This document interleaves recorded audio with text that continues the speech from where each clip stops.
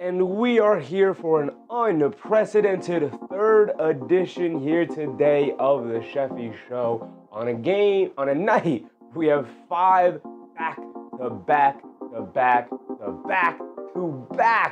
NBA games.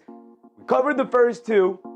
Really fun, really entertaining games. Good thing we skipped the middle 2 because they did not seem to hold up their end of the bargain. We are going to be live for the final game here tonight on this beautiful Christmas day.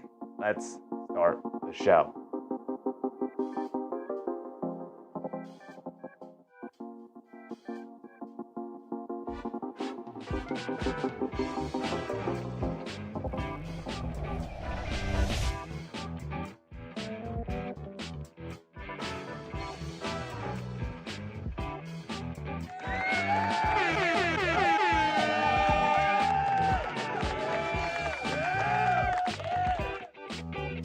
We are back. We are indeed back. And it has been a nice and fun, long day of not just basketball, sports as well. Football is trying to worm their way into this holiday season. To me, it's still a basketball holiday, so we are here covering the last basketball game. Man, has it been a long day for sure. I will say, I did get in that nap. Coral White, what's up, Coral? Namar, Justice's dad, Susan, appreciate y'all. They still have the updates of that 70s band live and Darren Bermudez with the membership, so I appreciate y'all. We are back. We are live. Final game of the night. We will try and cover this one all the way to the end. Hopefully this game holds up its end of the bargain because that Warriors-Mavs game was like, and then the Lakers taking on the Rockets now, and the Lakers getting smoked. To be expected, in my opinion. Thought that was going to happen. Not too high on the Lakers so far. So we are going to do what we always do, our low pregame rundown. We have the time, so we might as well. I know I initially put up, I didn't realize I did this. I initially put up that we'll be live at 10:30, which is the time in which the game starts. But we have the time, so I might as well go live, like always, like usual, half hour before the game, and we can go through each team's rotation here. Anthony Edwards, the Knicks did just play the Minnesota Timberwolves, so these are live, up-to-date stats for them. Anthony Edwards having the superstar season that we all expected him to have, right? Anthony Edwards, what more can you say? Edwards has been on a tear as of late. His efficiency continues to improve this year. I mean, damn near 50% from the field, 41.5% from three-point range, over 80 from the foul line. It's like, yeah, it feels like he's almost fully arrived. Almost. There's still like small parts of his game that he can continue to improve, always. Only 24 years old. Sky's the limit. Can continue to get better for sure. He's also damn good defensively. That OKC game we watched the Timberwolves beat the other day. Anthony Edwards had the 2 huge defensive stops in that game. Great game from him all around. Again, continues to just be awesome. That's just kind of what he is, right?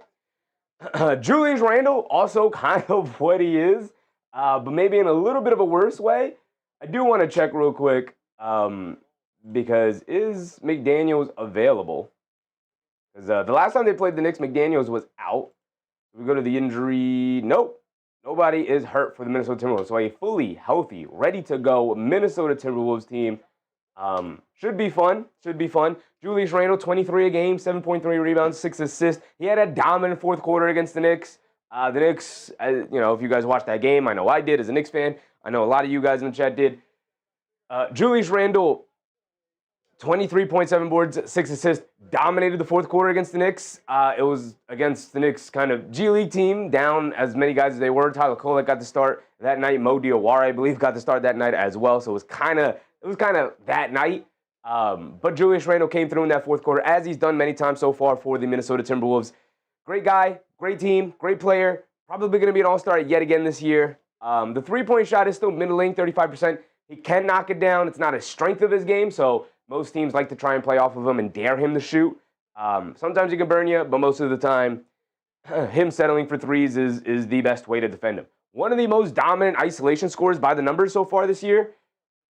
As a Knicks fan who got to watch him for 5 years here in New York, yeah, that tracks. That tracks. He's very quick and light on his feet, ridiculously strong, and a pretty damn good finisher in the paint when he's got space to get the shot up. You know, at 6'9", he's an undersized big, has the tendency to, when attacking shot blockers or attacking clogged paints, get blocked. But his size, his strength, his skill, his feathery touch around the basket allows him to be a good finisher in the paint and finish through contact. We get the Rudy Gobert, the Stifle Tower, down low in the middle. We know. AP, what's up, AP? Putting in that overtime. Absolutely, Sarah, absolutely. We are here for the final game of the night. We're ready to go. I'm ready to go. Rudy Gobert, 11 points per game, 10.2 rebounds, 2 assists for Rudy Gobert. We talked about him before. Not much has changed in the sense that he's still awesome defensive player, still a liability offensively. The defense hasn't fallen off a cliff. It's still really good, but it's no longer that he's in the running for Defensive Player of the Year kind of level, which really hampers his game as a limited offensive player. Can still at times tick up and get to that point, but isn't consistently that every night. And, you know, it's no surprise that Minnesota struggled at the gates, specifically defensively to start the year, and is now starting to pick that up. Minnesota is now, this season, they're 20-10. So, you know, right there is cream of the crop in the West, cream of the crop in the NBA in general. Still really good. The Minnesota Timberwolves are, and a large part of that is because Rudy Gobert can just clean up almost every mistake on the court, and with Julius Randle beside him, there's a lot to clean up. With, like, Bones Highland getting a lot of minutes, there's a lot to clean up. And with McDaniels missing a little bit of time, there can be a lot to clean up, because it's kind of Rudy, it's McDaniels, it's Anthony Edwards, and then it's a lot of, like, okay, hope we survive everywhere else. Jaden McDaniels missed the last game in which they played the New York Knicks. He will be available tonight, healthy, ready to go, fully healthy Minnesota team. No players reported on the injury list. 16 points per game for McDaniels this year, taking an offensive leap. Although the stories of his offensive leap very much exaggerated, too strong of a statement. They weren't exaggerated, but they were definitely overhyped in the sense like, okay, it was a hot start, and now he's kind of coming back down to earth a little bit. He's still shooting the heck out of the ball. I'm pretty sure these percentages have dropped down a little bit, but still shooting the heck out of the ball. 16 a game, 5 boards, 2.5 assists. For a guy who was averaging like 11, 12 points the last couple of years, getting him up to 16, him actually knocking down open threes is a huge, huge development for a guy who's already like an all-defensive level perimeter defender. So that's great. AB said, who's left from this morning? Probably not a lot. Probably not a lot. We got the Dante DiVincenzo, Mr. Once a Nick, always a Nick, kind of like Julius Randle. Once a Nick, always a Nick, Dante DiVincenzo. Dante's having a regular Dante DiVincenzo-esque year, almost 14 a game, 4 boards, almost 4 assists, 40% from three-point range, 42% from the field. This is kind of what you get with Dante DiVincenzo. He's also kind of playing out of position a little bit, as technically, I guess, the starting point guard, it's just him and Anthony Edwards in the backcourt as the two starters. Him and Edwards share the ball handling responsibilities. He's not much of a playmaker. He averages 4 assists a game. Only 1.3 turnovers, which is nice, but he's more so just kind of a spot-up movement shooter. We know what DiVincenzo is capable of. He can win you a game single-handedly. He can also kind of lose you a game single-handedly if he has an off-shooting night, because he won't stop shooting the ball. But he's just a really high-level role player. Literally, Knicks fans, wake up every morning or with dreams of Dante DiVincenzo somehow ending back up on their team. I think every team would love a Dante DiVincenzo on the roster. And he works really well off of Edwards, works really well for Randle, as Randle usually is drawing 2 to the ball. So he's going to be very important for them here today, as Denver's down a bunch of dudes, and we'll get to Denver's team and rotation of players available to them. But Dante DiVincenzo probably is going to end up with a couple of open looks today, considering that they're probably going to have to play off of Anthony or double-team Edwards, double-team Randle, guys like that so far tonight. And McDaniels and DiVincenzo will be dared to knock down perimeter shots. And the way that they've been shooting this year, probably not a good bet for Denver, but we'll see how Denver plays it out. Get over to Naj Reid, and I've often called Naj Reid the barometer test to this Minnesota team. If he's having a good game, it's very likely that Minnesota is either winning or in a tightly contested game in which they're really going after it. Brittany Kelly, what's up, Brittany? Guess who's back? What's up, Brittany? If Naj Reid is playing well, it usually means Minnesota itself as a team is playing well. If Naj Reid is playing mediocre, if he's having a mediocre game and he's playing poorly, it likely means that Minnesota is also representative of the way he's playing.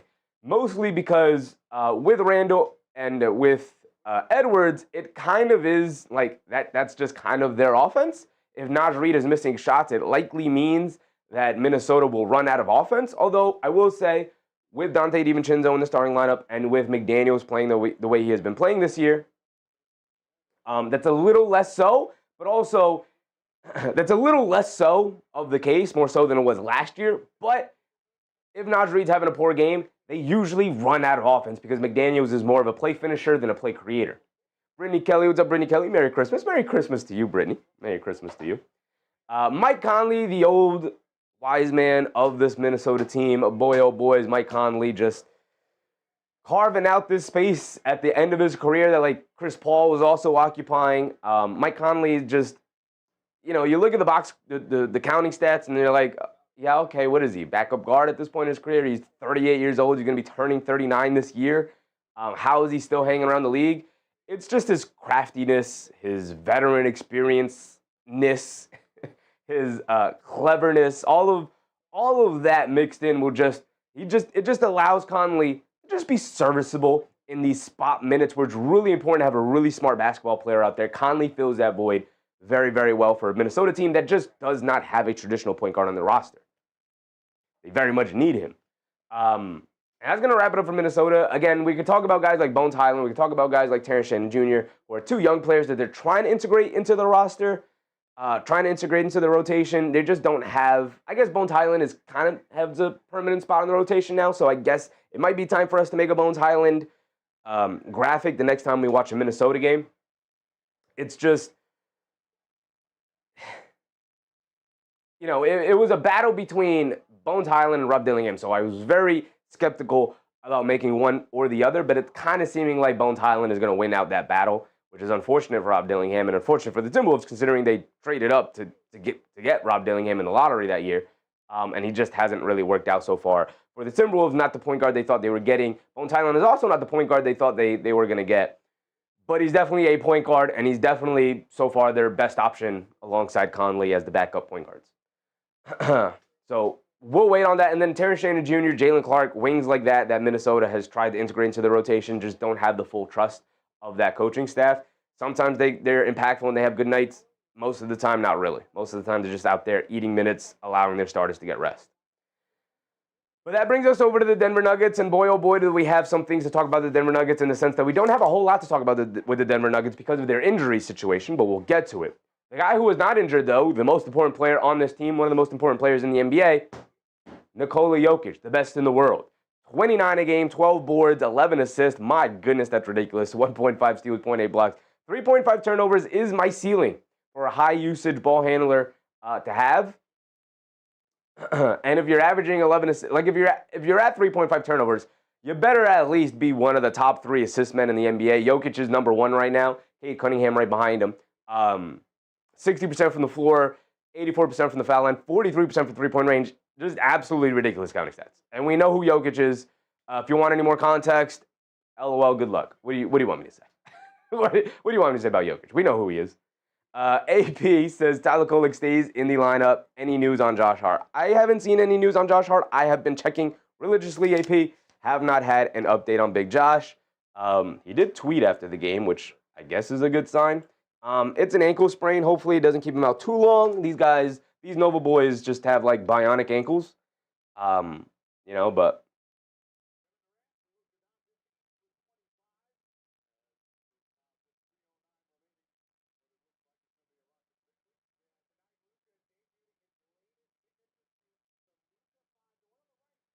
I can look up real quick.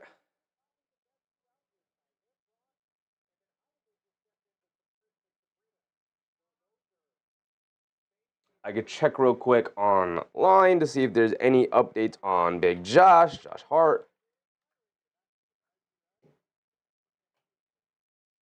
Josh Hart rolls ankle, Christmas thriller. Then he tweeted, Josh Hart, yes, sir. To Karl Anthony Towns getting engaged. Congratulations, Karl Anthony Towns, by the way. Looking it up.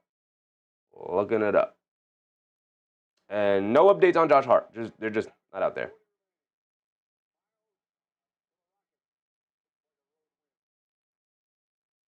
Yep, there's nothing out there.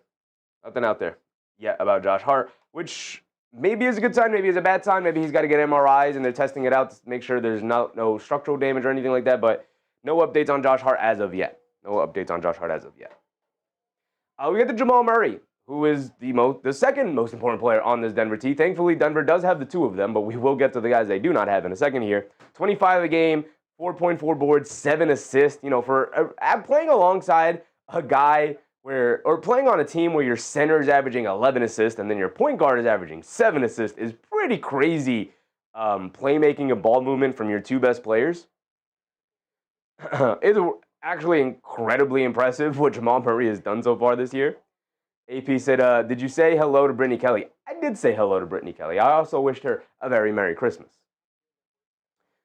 Jamal Murray's been phenomenal this year for a guy who historically gets off to a slow start, and around Christmas time is when he starts to elevate his game. He has just been locked in since the start of the year for the first time for the first time since he's made like a true star leap for Jamal Murray. He has been really good this year, really consistent, and they really needed it, especially considering how many injuries Denver has faced so far to start the year. It's been really difficult for them, and it's going to continue to be difficult, and we'll get to it in a second here. But 45% from three-point range for Jamal Murray, by the way. My goodness, what is this man on? What is this Denver team on shooting it this well from three-point range? 50% from the floor is incredible, almost 90 from the foul line. He's working on a 50-40-90 stat line. In terms of his efficiency this year, which is obviously a very exclusive club in NBA history. 1.1 steals is fine. 2.3 turnovers is perfectly fine for a high usage ball handler like Jamal Murray.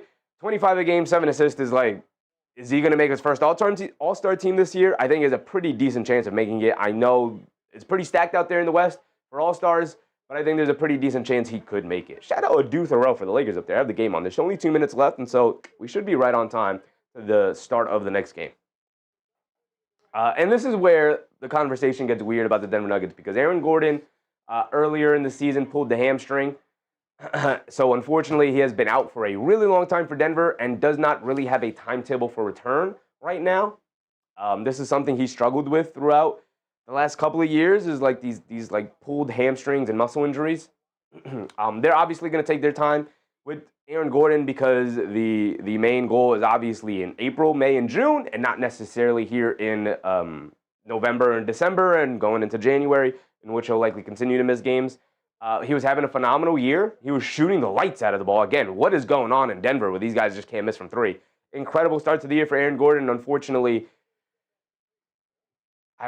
there's no timetable for his return. Really unfortunate situation for Denver. Daniel Berry Sports, what's up, Daniel? Merry Christmas. Cam Johnson is the latest guy to go on the injury list for the Denver Nuggets. Getting injured in the previous game, a shoulder injury, is going to be out for a while as well. He wasn't playing nearly as well as the other guys who are out with injury. Only 42% from the field and only 30% from three-point range, or sub-30% from three-point range. My goodness, for a guy who's a knockdown three-point shooter, this is a rough number to see for sure, especially playing alongside Murray and Jokic. It's like everybody else on the team just monstered his three-point shooting away because Gordon can't miss, Jokic can't miss, Murray can't miss, and it's like maybe they just took away the shooting capabilities of Cam Johnson. My goodness. Only 8.5, 2.8, 2.2. Nothing all that impressive, but he was a guy who was a threat, could be utilized as a decoy, was a good off-ball mover, has good size to help defense, is a solid defender. Not a great defender, but a solid defender. And just missing another body is honestly just like the ending of, man, it sucks. It sucks. He is the third starter out. Well, he's the second starter we're talking about, but the third starter out is Christian Braun. Christian Braun, I haven't even updated any stats on his season so far. I don't know how many games he's played so far this year, but just continues to remain out with the injury.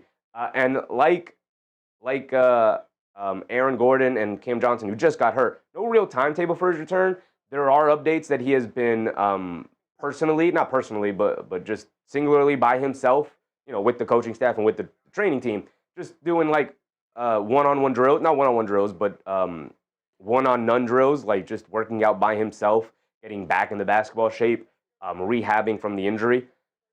Just, you're down to 3 starters for Denver, and yet they're still with the 3rd or 4th best record in the NBA. So it's kind of a crazy situation to be at. Now they're down Cam Johnson as well, and so it's going to be nice to get Christian Braun back hopefully soon for this team, but he will not be available tonight yet again. We'll get to Jonas Valanciunas now, one of the most important offseason pickups in the NBA in general. Crandon, what's up, Crandon? All right, man, time to own Denver in Denver like you always do. For sure, especially with an injured Denver team. Anthony Edwards and Julius Randle should be able to take advantage. Buka Man, what's up, Buka Man? This is great. Appreciate you, Buka Man. Appreciate you. With the Jonas Valanciunas, who was, my opinion, one of the biggest offseason acquisitions for any team in the NBA. It wasn't a huge offseason movement for the NBA in general. Jonas Valanciunas was a sneaky pickup for Denver. I know a lot of people kind of made it a big deal. You know, people generally understand that Jonas Valanciunas is a pretty good backup big, even at 33 years old.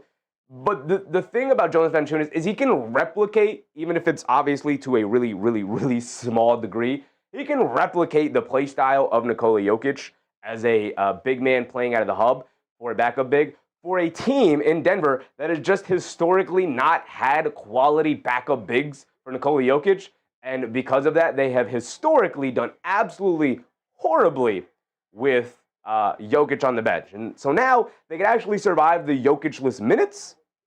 Crandon said he's a great backup big. He is a good backup big. Very good backup big. And he fits perfectly on this Denver team because, again, he can at least replicate somewhat of what Jokic is trying to do offensively. He can play out of the hub, out of the high post. And then also sneakily, Coach Adelman and Denver have gone to this, like, every now and again, they go to this double big lineup of Valanciunas and Jokic, and it's like, oh, and these two guys can play together because they're incredibly smart basketball players, and they are good passers and read the court extremely well, and they're good rebounders. Is Jonas playing? Jonas is playing. Who is that? Yuffie?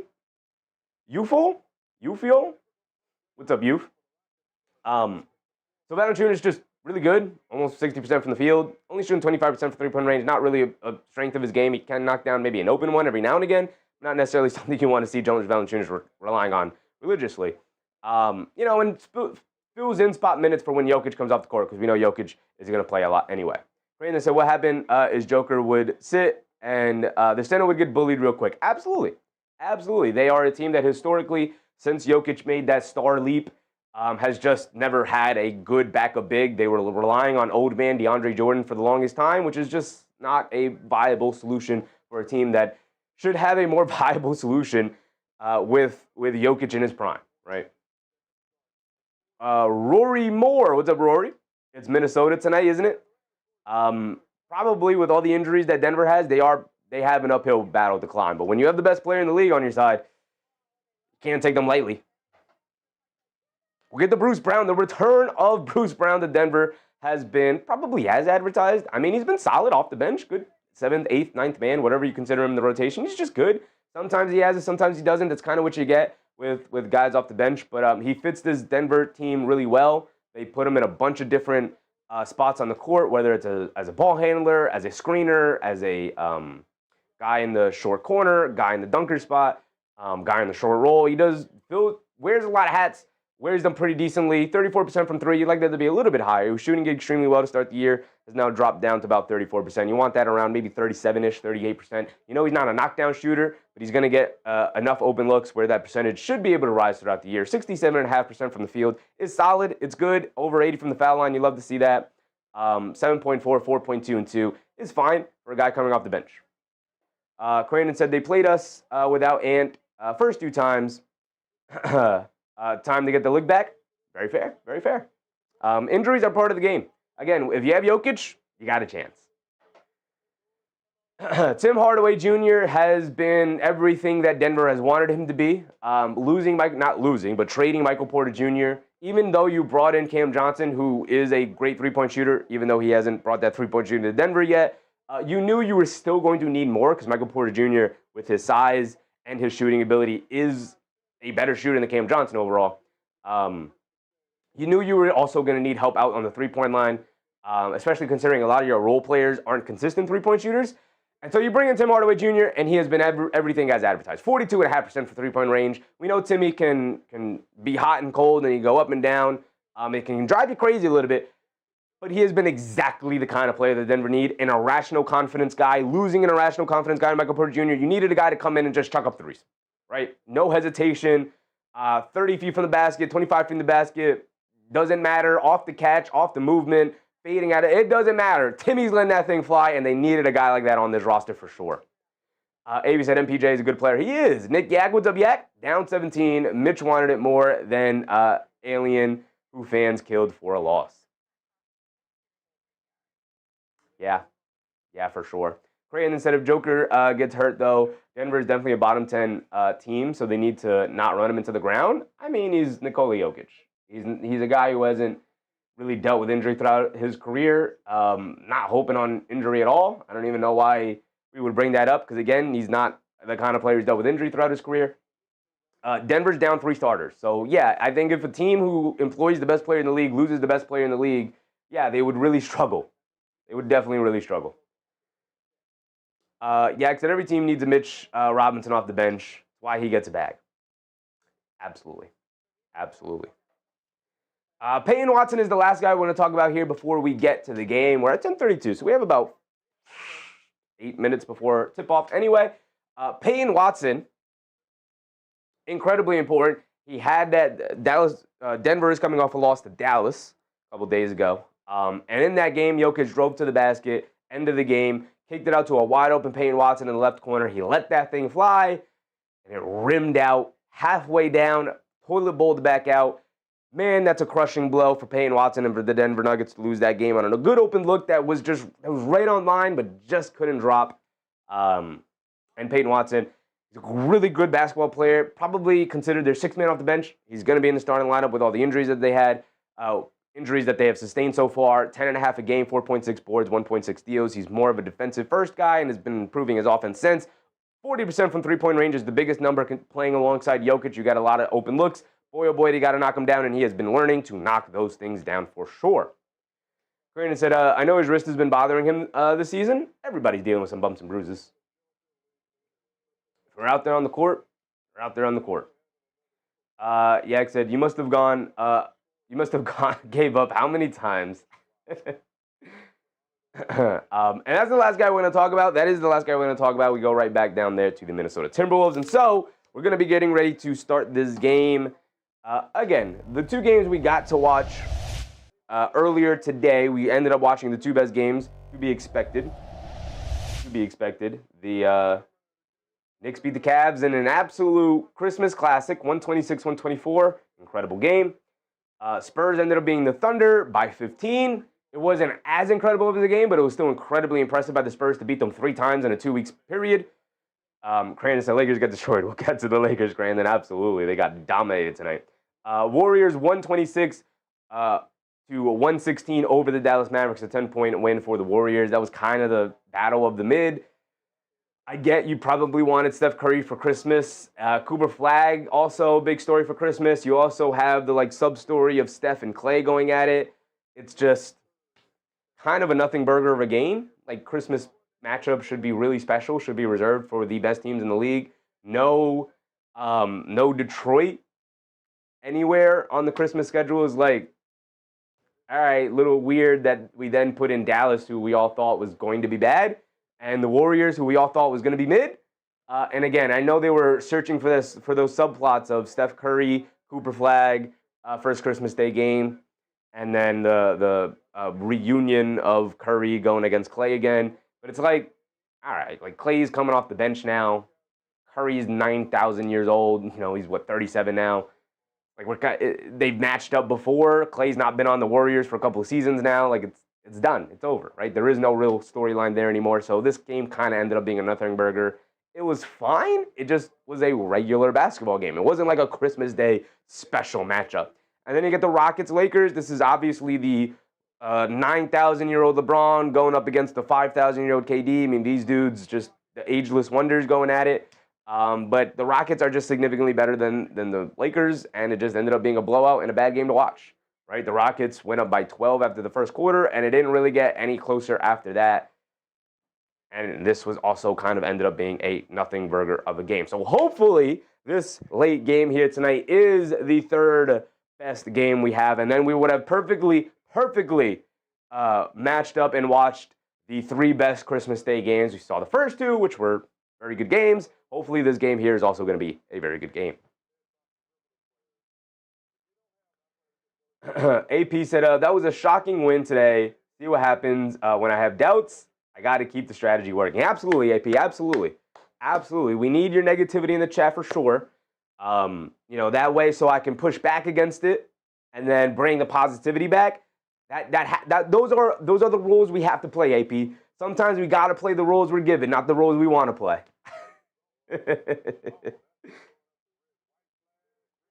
Yak said, OKC, easy early schedule, now getting harder. Yep. We actually go through real quick what the Thunder schedule is looking like coming up. Still have, 5 more minutes before tip-off here. But as you can see, losers of 3 of their last 4. Actually, 4 of their last 1, 2, 3, 4, 5, 6. 4 of their last 6. Losers of 4 of their last 6. All the way over here. But if we look at their schedule here, how difficult does it work? Brandon said, I'm not sold on OKC. You're not sold on the team that won the championship and brought back the same roster and got better this year? I mean, they're still the best team in the league. But they're not this, like, indomitable force that people were making them out to be because they had the easiest schedule to start the year by far, right? Like, they can be beaten. They play Philly in an early game on Sunday. They're on the road there, so that can be a difficult game to go to on the road like that. We'll see. Atlanta's, who knows what kind of Atlanta you're going to get. They can be tough. They can be easy. They're a middling 500 team. Who knows? Similarly with Portland, who's dealt with injuries, even though Portland's given them a little bit of trouble. Golden State's mid. Phoenix is a little bit better than mid, but still. Yak said they're great, not 73 games great. Absolutely. They're great. Probably not 73 wins great. Not 74 wins, definitely. At this point, they'd have to go 74-8 to break the Warriors record of 73-9. Don't see them going 74-8. Don't see that anymore. Brandon said, I like OKC, just not SGA, and I don't think they win the championship if Hallie didn't go down. Very true. Very fair points, Crane. Very fair points. I don't like SGA either. I don't really like watching. I mean, they're at the mountaintop, so I'm always going to root for their downfall. But you're absolutely right about the Halliburton thing. It's something we've talked about before. Daniel said, that schedule sounds weak. The schedule for OKC has been weak to start the year for sure. Continues to sound weak here. They got Charlotte, Utah, Memphis. Pretty weak ones. Miami and then San Antonio again. My goodness, how many times do they have to play with the San Antonio team? That one's going to be interesting to see if San Antonio could actually sweep the season series. They got San Antonio, Houston, Miami. Okay, so this is a tough stretch for them. Versus Miami versus San Antonio. Then at Houston, at Miami, at Cleveland, at Milwaukee with probably Giannis back at that point. So that's a pretty tough stretch there. That starts January 13th. So there you go. There's a nice tough stretch to see how they manage that situation there. On the road on the East Coast there, going Miami, Cleveland, Milwaukee. That's a tough stretch there. That's a tough stretch. Also, early game on Monday against Cleveland at 2:30. What kind of scheduling is that? Is that like MLK Day? That's got to be MLK Day, right? January 19th? 2:30 start time is crazy on a Monday. So that's got to be a holiday. That's got to be MLK Day. Then you have Indiana, Toronto, New Orleans. Toronto can be tough. We'll see how they match up. Minnesota can be tough. Denver at Minnesota, at Denver versus Orlando, at San Antonio versus Houston. Look at that stretch right there. So the schedule is going to get a lot more difficult middle of January into early February. So there's your stretch where we're going to really be able to evaluate where OKC is this year and where they are in the pantheon of great teams, right? Are they a 70-win team? Can they get to 70 wins? I think if they get through this with only 8 losses, if they get to the first week of February with only 8 losses or something like that, so they're only allowed 3 more losses. They have 5 losses on the year now. Obviously, it just feels like don't think that's going to work out, right? Don't think that's going to work out at all. Does that say Telemundo right there? They got Telemundo has the rights to this Denver game at Denver, OKC at Denver. Hold on, we might have to tune into the Telemundo's broadcast here. That's crazy. AB said Detroit schedule this week. We can go through it. They've had a decently easy schedule, an easier schedule than the Knicks to start the year. I'll tell you that. But not as easy as that Thunder schedule. Where are the Pistons at? Here we go. They're on a West Coast trip here, but they are playing the easiest West Coast teams to play. Yak said the last month is killer. AP Randall jump-started the Knicks. He did. combination with Tom Thibodeau in combination with Leon Rose. We're getting ready for the tip-off here. We'll get to it. The Pistons have the Utah Clippers, 2 bad matchups, and then LA, and then they finally come back home. They play Miami, Cleveland, New York. That's a tough 3-game stretch there. LA, Clippers. You got Chicago, Clippers, Phoenix, Indiana. Phoenix is the best team there, and they're a little bit over 500. You got Boston. Boston is a tough matchup. They play them well. New Orleans, Houston's tough. Sacramento's easy. Denver's tough. Phoenix can be tough, especially at Phoenix, at Golden State. Those are tough. At Denver, at Phoenix, at Golden State on a West Coast trip. It's a tough one.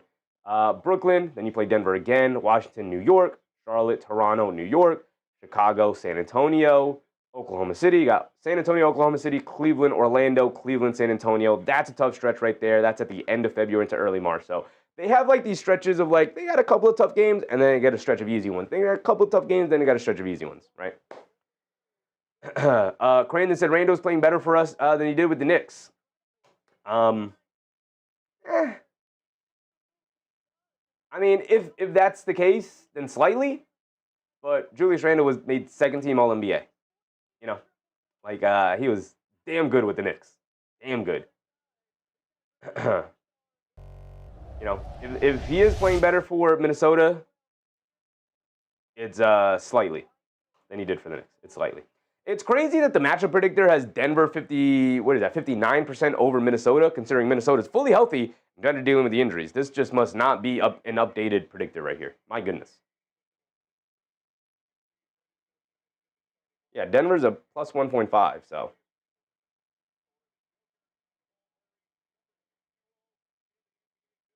All right, here we go. Starters for Denver: Jamal Murray, Tim Hardaway, Spencer Jones, Peyton Watson, and Nikola Jokic. Same usual starting 5 for Minnesota: Edwards, DiVincenzo, McDaniels, Randle, and Gobert. Oda Austin, Merry Christmas, Oda. Happy to see you back, brother. Robes Pierre, what's up, Robes? Lakers are finally back to their stinker form from the last 4 seasons, ready for playing level. Yeah, losers of 3 straight there. Tough spot to be in. Stir Show, what's up, Stir Show? Denver win, I smell it. I love when the Wolves lose. Let's see. Oh, didn't reset the score. Hopefully that's not an indication of what the score is going to be today. Here we go. Let's get it started. Gobert against Jokic. Gobert wins the tip. And here comes Anthony Edwards bringing it down.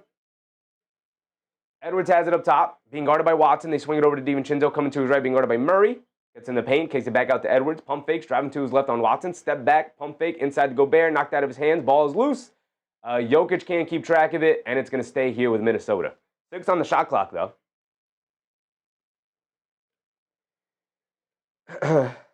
Olav gone? What's up, Olav? I want to bet 10K. Who should I pick?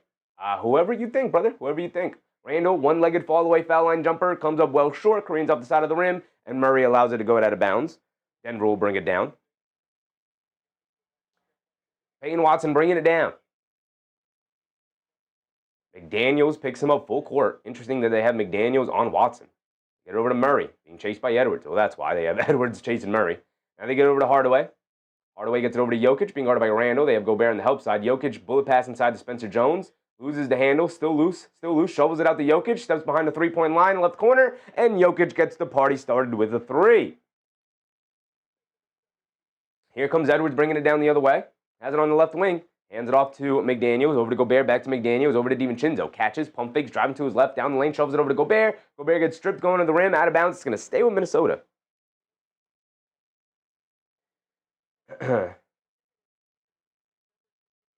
Rose Pierce said Rockets, Lakers rebounds 58-34. Yeah, I mean, that is definitely something that they struggle with. And Jokic comes over on a double team on Edwards, knocks it off of Edwards, and Edwards wants a challenge. They can't get the challenge off early. Not sure if that's you want to use your challenge necessarily in the game. Jamal Murray driving it down, throws it behind Spencer Jones. A bad pass from him, but also bad positioning for Spencer Jones. Edwards gets caught in the mid-range, settled for a mid-range jumper, doesn't get it to go. I mean, passed it at the last second, turned it over. Spencer Jones down the lane, kicks out to Murray. Can't get the left corner 3 to go.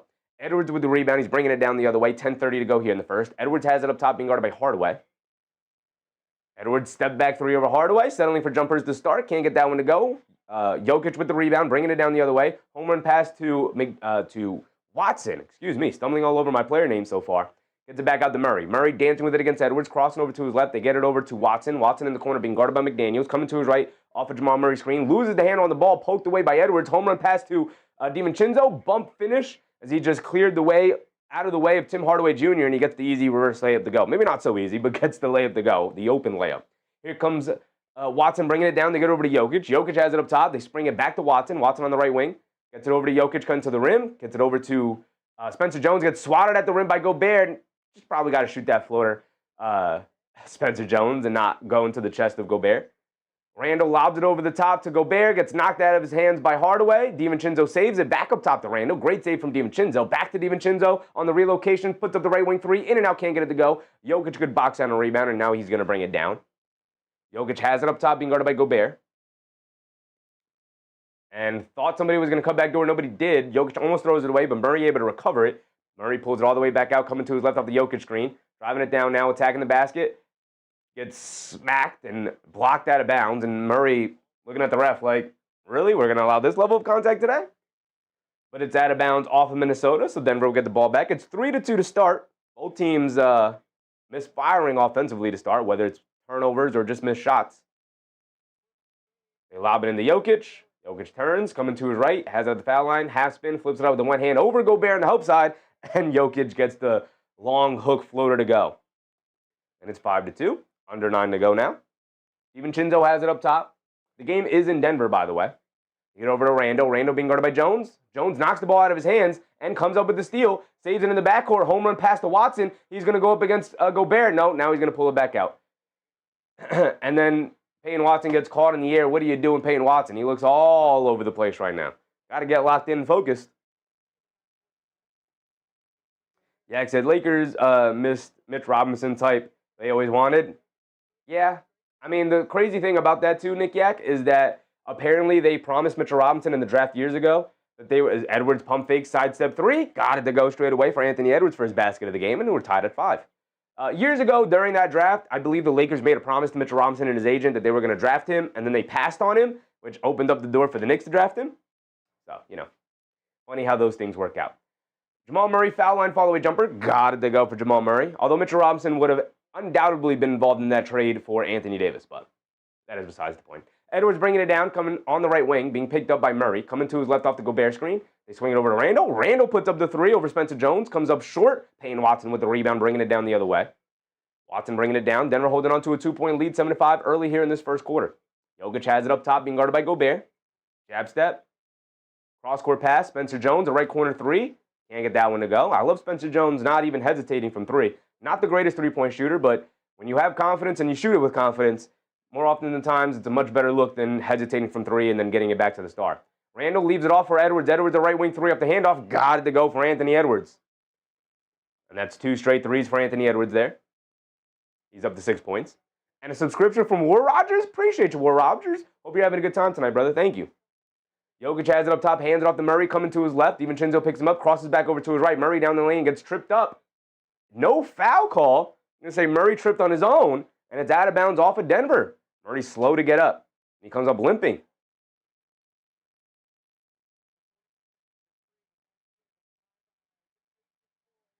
And Denver comes up with the steals. Jokic is bringing it down now. They were too busy showing the replay for us to see where the actual steal occurred. But either way, Jokic bringing it down, draws the foul, and Gobert is going to send Jokic to the foul line for 2.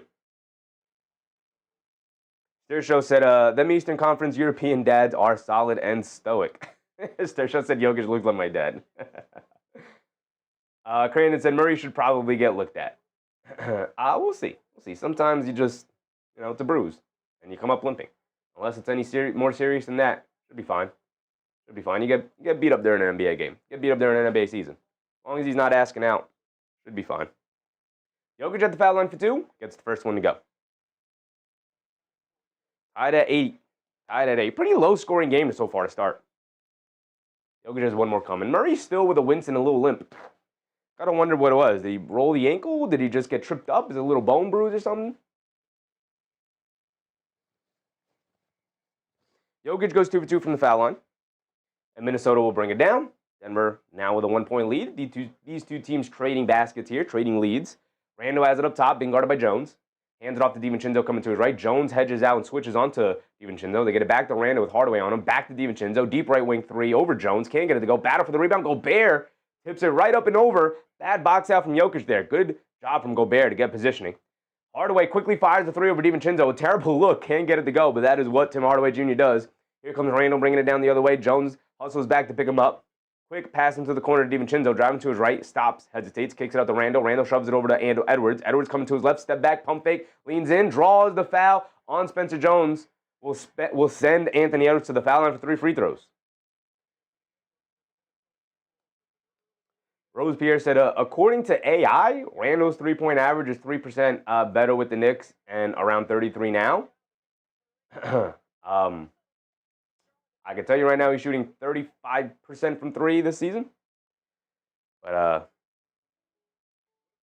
okay.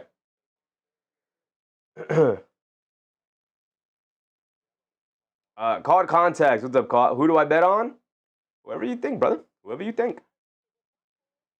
Something you got to look inwards for. It's your money. I can't tell you how to spend your money.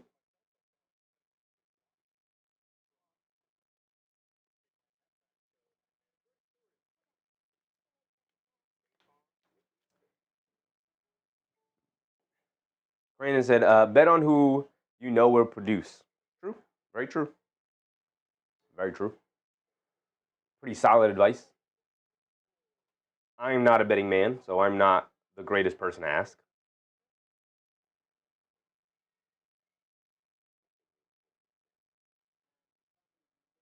Sergio said, Rainbow Pride Nuggets jerseys go dummy hard, can't even lie.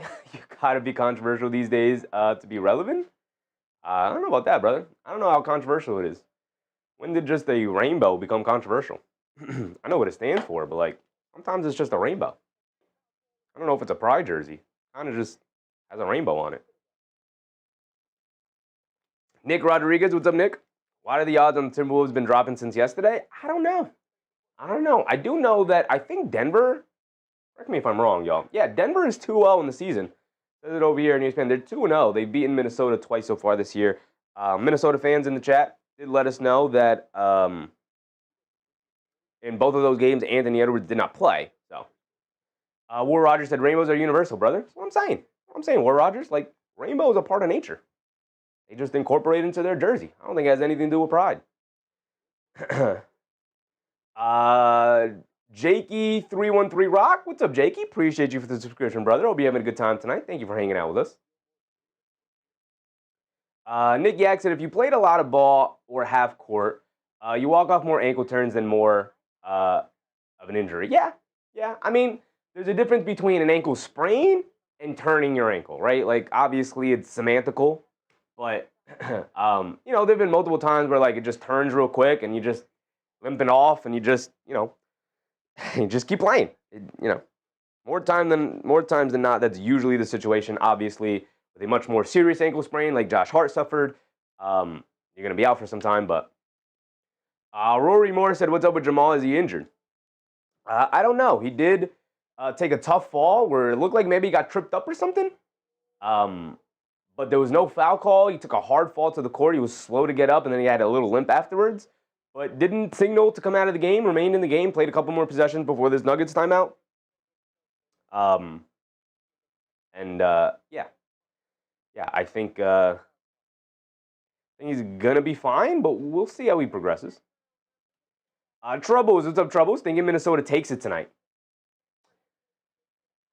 Yeah, I'd probably lean Denver as well, considering all the injuries that Denver has. They're without 3 starters tonight. No Aaron Gordon, no Cam Johnson, no Christian Brown. Crandon said, the throwback Timberwolves jerseys are fire. I missed that logo. Me too, Crandon, me too. I'm not a fan of the new Timberwolves logo. I'm not a fan of this logo whatsoever. Not a fan of it. Anthony Edwards at the foul line for 3 free throws. He gets the first one to go.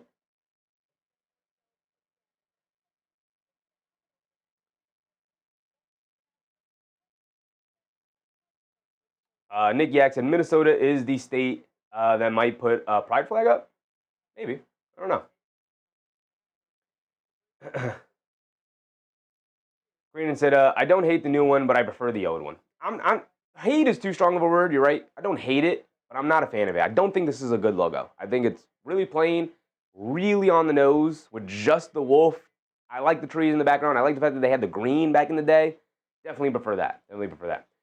Anthony Edwards goes 2 for 3 from the foul line. Jokic bringing it down, shovels inside. Jones misses the reverse layup, tried to get a little too fancy with it. Edwards chases it down, bringing it down the other way, pushing the pace scoop layup at the rim, got it to go with the left hand. Beautiful job knifing down the lane. Halfway through this first quarter now with 6 minutes to go, 14-9, a 5-point lead is opened up for Minnesota. Jokic has it up top, being guarded by Gobert. And a foul, McDaniels off ball as he's chasing Murray.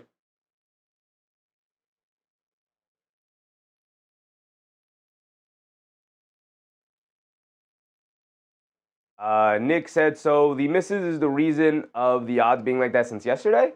I don't know. I don't know what the reason is, brother. I'm not a big betting man. I can't tell you. Murray on the right wing for a 3 off the inbounds. Got it to go. Jamal Murray getting active. Seems fine to me after that one. Here comes Jaden McDaniels bringing it down, attacking Murray off the bounce. Pulls it back out, settles for the mid-range jumper off the Gobert screen, and he splashes it nothing but net. McDaniels getting active as well. Crandon said, you are a Knicks fan. Yes, I am, brother. Yes, I am. Covered the Knicks game earlier. It was incredible. Always love to see the Knicks make that comeback. Lob pass from Jokic to Murray. Murray grabs it and pulls it back out.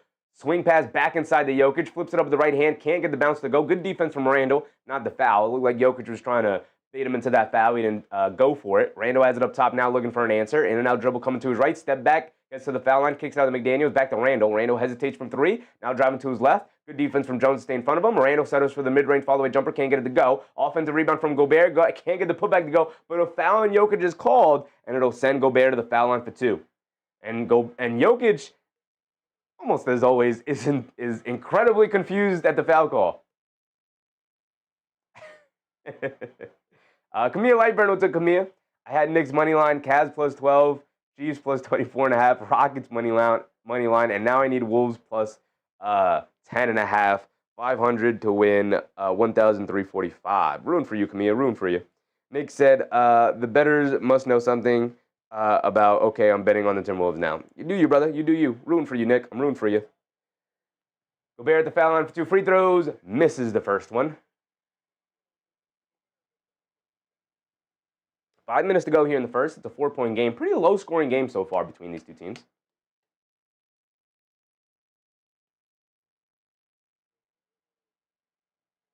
Crandon said, we both won that trade, I'd say, for Towns. I think so, Crandon. I think so. I think both teams are happy with where they ended up. A rare win-win trade. Gobert does at least knock down the second free throws. He split the pair. And Murray will bring it down the other way. A 5-point lead from Minnesota yet again, 17-12. Bruce Brown is in the game, has it on the right wing. They get over to Jokic, being guarded by Naj Reid. Murray has the ball, driving it down now. Step back, mid-range. Tried to get it over to Watson in the corner. Edwards comes up with the steal and the bad pass. Edwards has it on the right wing now, dancing with it. Coming to his right. Cross-court pass. Conley, extra pass, McDaniels. Pump fakes. Back up top to Naj Reid. Naj Reid, a straightaway 3 wide open. Splashes it, nothing but net for Naj Reid. And an 8-point lead here for Minnesota. Jokic bringing it down the other way. He has it up top, hands it off to Bruce Brown. Bruce Brown crosses over to his right, driving it down on Conley, going all the way to the basket. Scoop layup, got it to go. Conley just a little too small, a little too old to deal with that Bruce Brown drive right there. Conley bringing it down the other way, looking for an answer. They get over to Gobert, now over to Edwards. Edwards up top being guarded by Watson. Edwards dancing with it. They get over to Reid. Reid being guarded by Jones. Coming to his left off the Gobert screen. Crosses over to his right, middle of the lane, puts up the floater. Gets stripped by Jokic. Good defense from him, and now Jokic will bring it down. They get it over to Brown. Brown has it up top. Bruce Brown has it up top. They get it back to Jokic in the high post, being guarded by Reid. Backing him down, stops, turns, spins, kicks it out. Spencer Jones back to Jokic. Jokic at the foul line, leans in, draws the foul, and he's going to go to the foul line for 2 free throws. 3:50 to go.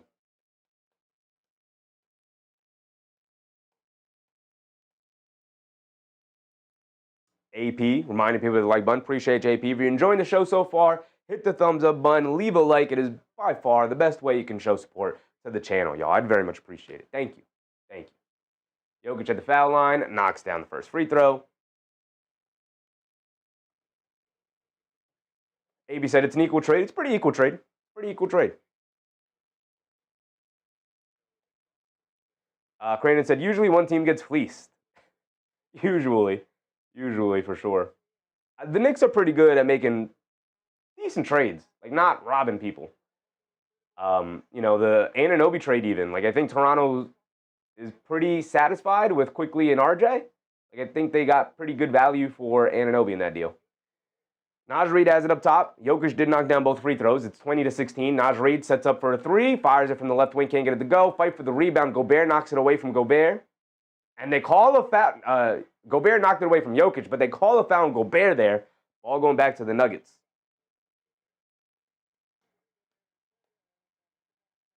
Crandon said, I respect that you stream not just Knicks game. Appreciate you, Crandon. Listen, I'm a basketball fan. I've loved basketball longer than I've loved the Knicks, right? So I fell in love with the game of basketball first, and then I started to get into actually watching basketball.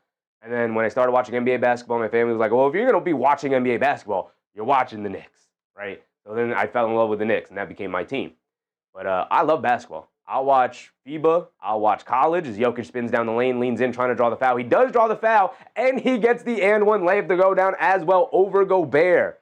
And Jokic is going to have to put this team on his back for them to have an opportunity tonight. He's going to have one of those I'm the best player in the league type of games to pull this one out. AB said Leon Rose did turn Kevin Knox into Josh Hart. Did do that. Cam Reddish, right? It was the Cam Reddish trade. Did he turn Kevin Knox into Cam Reddish? Either way, the trade was Cam Reddish and a first-round pick for Josh Hart. And boy, oh boy, was that a fleece. You're right about that one. Edwards down the lane, step back, mid-range, fall away, got it to go. Anthony Edwards trying to say, as good as you are, Yoke, I'm just as good. He's trying to say that. Jokic has it up top. They get it up top to Murray. Murray coming to his right off the Jokic screen. Pocket pass to Jokic. They kick it out. Watson, a left wing three, looking for an answer. And he answers right back with a three there. Anything you can do, I can do better. And he ties it up at 22. And the Denver Nuggets are right back in this one. Crane said, I'm just happy that Ant-Man has changed the culture of being a poverty franchise. It's always great to see, right? Hey, just like you, Crandon, I'm happy that Leon Rose and Jalen Brunson and Julius Randle and Tom Thibodeau changed my franchise from being one of the laughingstocks of the NBA.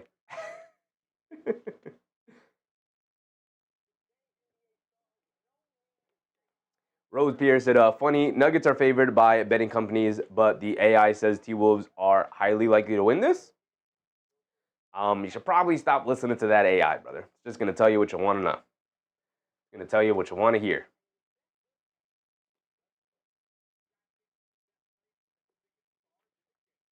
Randall is 0 for 3 from the field tonight. He does have 3 assists, which is nice, but not the level of performance you're going to want if you want to beat this Nuggets team. If you want to beat Edwards has 12 points though. Anthony Edwards stepping up here on Christmas Day. But Jokic is in like best player in the world mode. He is 12, 4, and 2 already tonight. He is in, I got to put my team on my back tonight. He is ready to go.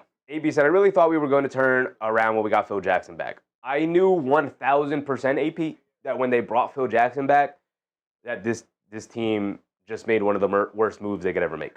I knew in the moment. I'm happy to say I knew that in the moment.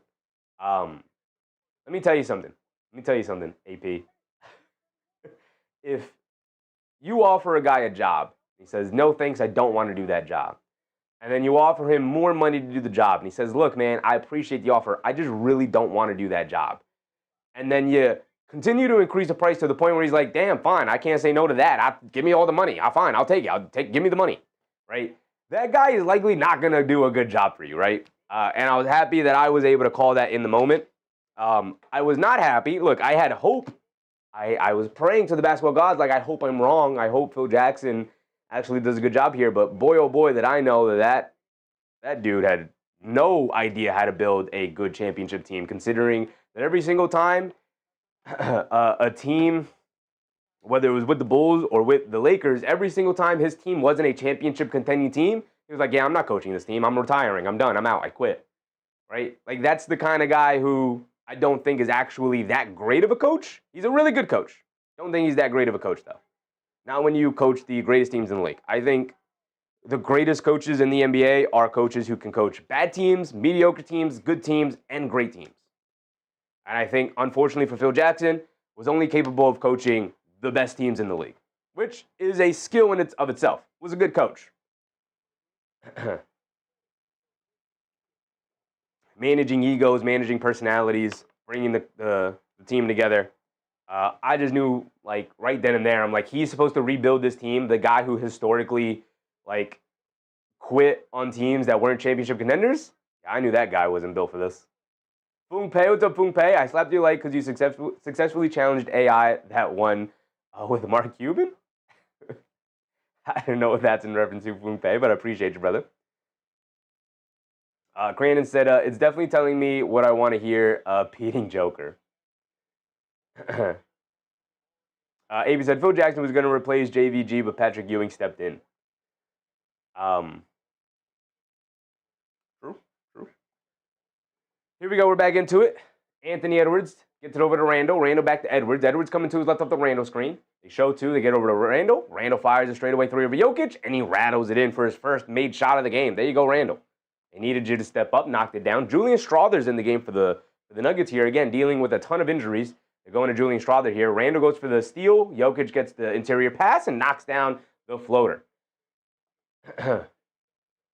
Here comes Edwards bringing it down.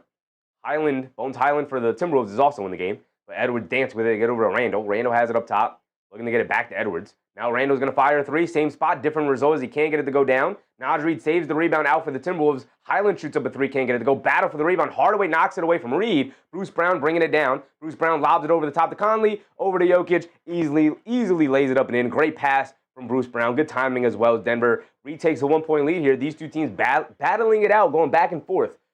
Randall hands it off to Highland. Highland coming to his left, spins, gets it out to Randall. Randall up top, gets it over to Edwards. Edwards coming to his left off the Randall handoff. They bring two over to him. Edwards tries to hit the cross-court pass. Strawther almost comes up with a steal. Highland able to save it in the backcourt. Randall now gets it over to Edwards. Edwards fires a deep three with the shot clock running down. Can't hit the rim, and it is a shot clock violation. Ball going back to the Nuggets here. Excellent defense from the Nuggets. Wild offense from the Timberwolves there. And now Denver will bring it down. Julian Strawther will bring it down. The Nuggets are out there with Strawther, Jokic, Hardaway, Bruce Brown, and Peyton Watson. Hardaway down the lane, scoop play with the right hand. Got it to go down off the handoff from Jokic.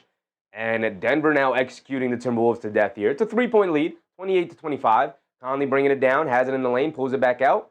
Lobs it over the top to Randall, back to Conley. Conley a right wing three over Jokic. Comes up short on that one. Strawther with the rebound, bringing it down the other way, pushing the pace here. Strawther being picked up by Conley. They get over to Jokic. Jokic hands it back off to Strawther, attacking Conley off the bounce. They're looking to attack Conley, but Conley, the wily vet, strips Strawther going to the rim. Naj Reid picks it up, bringing it down the other way, putting his head down, attacking. Euro steps down the lane. Gets stripped by Strawther on the other end as he came back. You give it, then he taketh. You make a mistake on one end, you get it back on the other end. Bruce Brown driving it down, loses the handle. He's looking for a foul call. He doesn't get it. Minnesota bringing it down the other way. It's a 3-on-2. Highland hands it off to Randall. Randall to the rim, gets the easy layup as Jokic didn't want to pick up a silly foul there.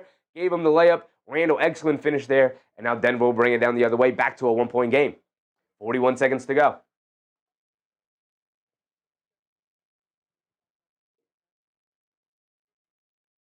Jokic up top. Tries to hit Strawther, flipping the screen to the rim. Knocked out of bounds by Randall. Good defense from him. AP said Leon Rose makes up for Pat Riley. AP said, did you hear Michael Jordan almost to the Knicks in 95? I did, brother. I did. Jokic up top. Pump fakes from three. Down the lane. Flips it up to the left hand. Can't get it to go. Gets his own offensive rebound and put back. Here comes Highland bringing it down. Highland has it on the left wing. They get over to Edwards. Edwards in the mid-post being guarded by Watson. Edwards, jab step, coming to his left. Going along the baseline. Good move. Reverse layup. Got it to go. Anthony Edwards. He's in superstar mode as well here tonight. Edwards versus Jokic is turning out to be incredibly entertaining so far. It's a 1-point game, 30-29. Strawther will bring it back for what should be the final offensive possession of the quarter. Shot clock is turned off. 15 seconds to go. Jokic hands it off to Strawther. And Jokic is directing traffic all over the court. He's like, you over there, you over here. Strawther, we're going to run this move right here. Jokic has it up top, leaves it off for Hardaway. What a play from Denver. It looked like they were going to run a Spain action. And instead of actually setting the screen, Hardaway slips the screen as Minnesota was expecting him to pop out for the three. Slips it to the basket as Highland misses the shot at the buzzer. And that will be the end of the first quarter. And Jokic slyly delivers the easy bounce pass to Hardaway, cut into the basket. What an incredible play. That's incredibly smart. Running a Spain pick and roll only for the guy setting the screen for the cutter curling down towards the rim to, instead of popping out the three, slip the screen before he actually sets it and cuts down, knowing that they know they're running a Spain action and they're playing it over the top to stop Hardaway from curling over the top for the handoff from Jokic, and Hardaway just slips right to the basket for an easy layup. My goodness. Salvador Chavez, what's up, Salvador? AB said, I hear Kevin Garnett went back to the Minnesota. Did he? I don't know. I don't know what's going on with. It is 32-29. Thank you, Crandon. 32-29. Short-changing Denver there. We are going to go into the second quarter so we can set our timer up here.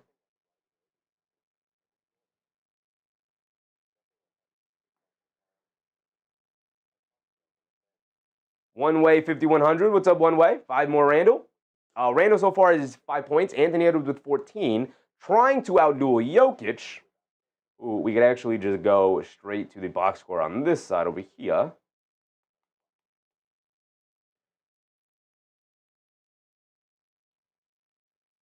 Brandon said, yes, Kevin is back. We retired his jersey finally. Wow, took a while. I feel like that should have been like immediately upon his retirement, you retired the jersey.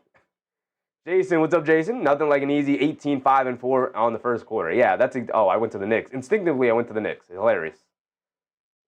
Absolutely hilarious, actually. Yeah, Jokic after the first quarter with just a calm 18-5-4, just best player in the world type stuff. Just like, oh yeah, we're down 3 starters. I guess I have to go into my best player in the world bag.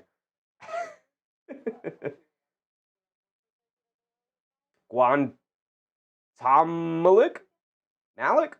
What's up, Malik? Made money on the Spurs. Yeah, shout out to you, brother. Shout out to you. Make your money, brother. Make your money. Outside of Jokic, who has 18 first quarter points, 4 for Hardaway, 5 for Murray, 3 for Watson, 2 for Brown. Not a ton of help being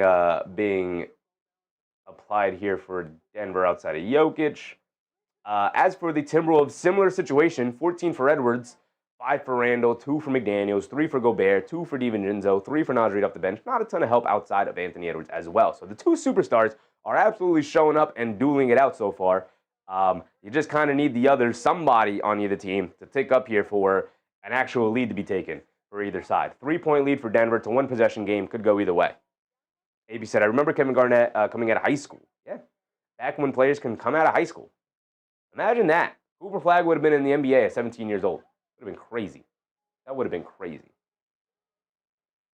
Imagine a 17-year-old professional basketball player. Crazy.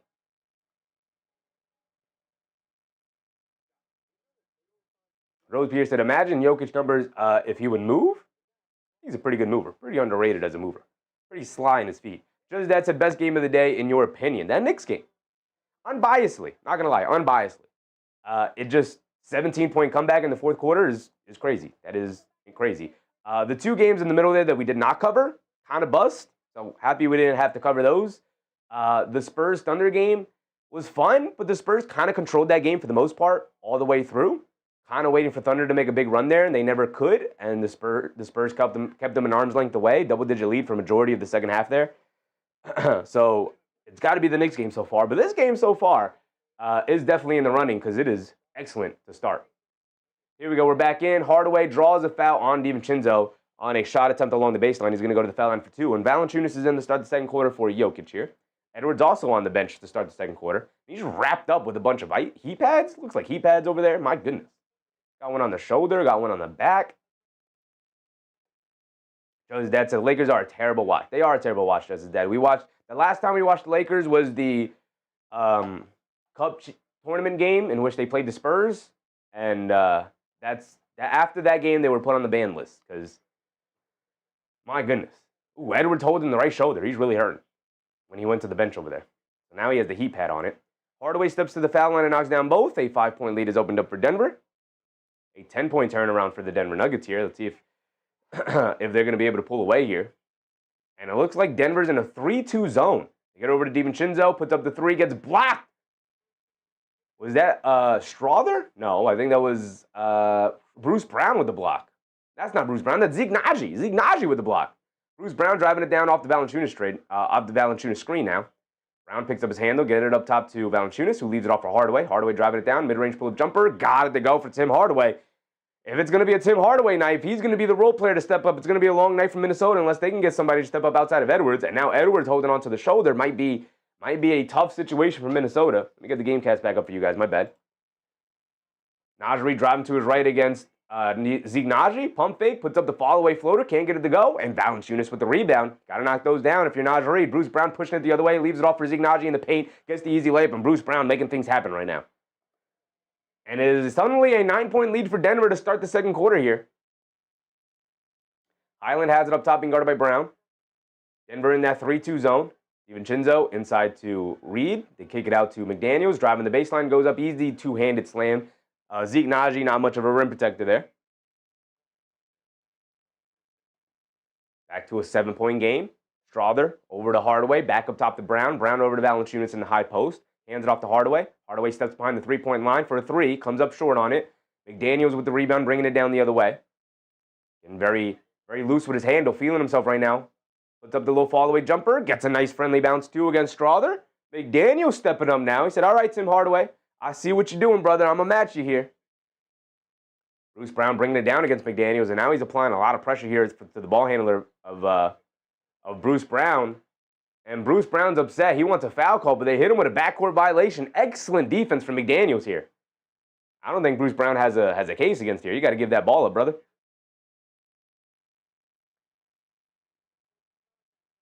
Rose Pierre said Jokic with a 40 triple-double. We'll see. We'll see. DiVincenzo into Najee. Najee driving to his right. Kicks it out to Highland. Now over to DiVincenzo. Catches it on the run. Back up top. Najee, a straightaway three. Got it to go for Najee. And a timeout for Denver. And it's back to a 2-point game just like that. Denver was threatening to pull away here. And suddenly, Minnesota said, hold on. Hold on. We just got to get some of our guys lined up, ready to go. Jose Milk, what's up, Jose? Any 40-plus with a bad shoulder? Let's see about that, Crandon. Just Dad said, I bet you like that gray type court floor. It's almost like concrete street ball type feel. Not a fan.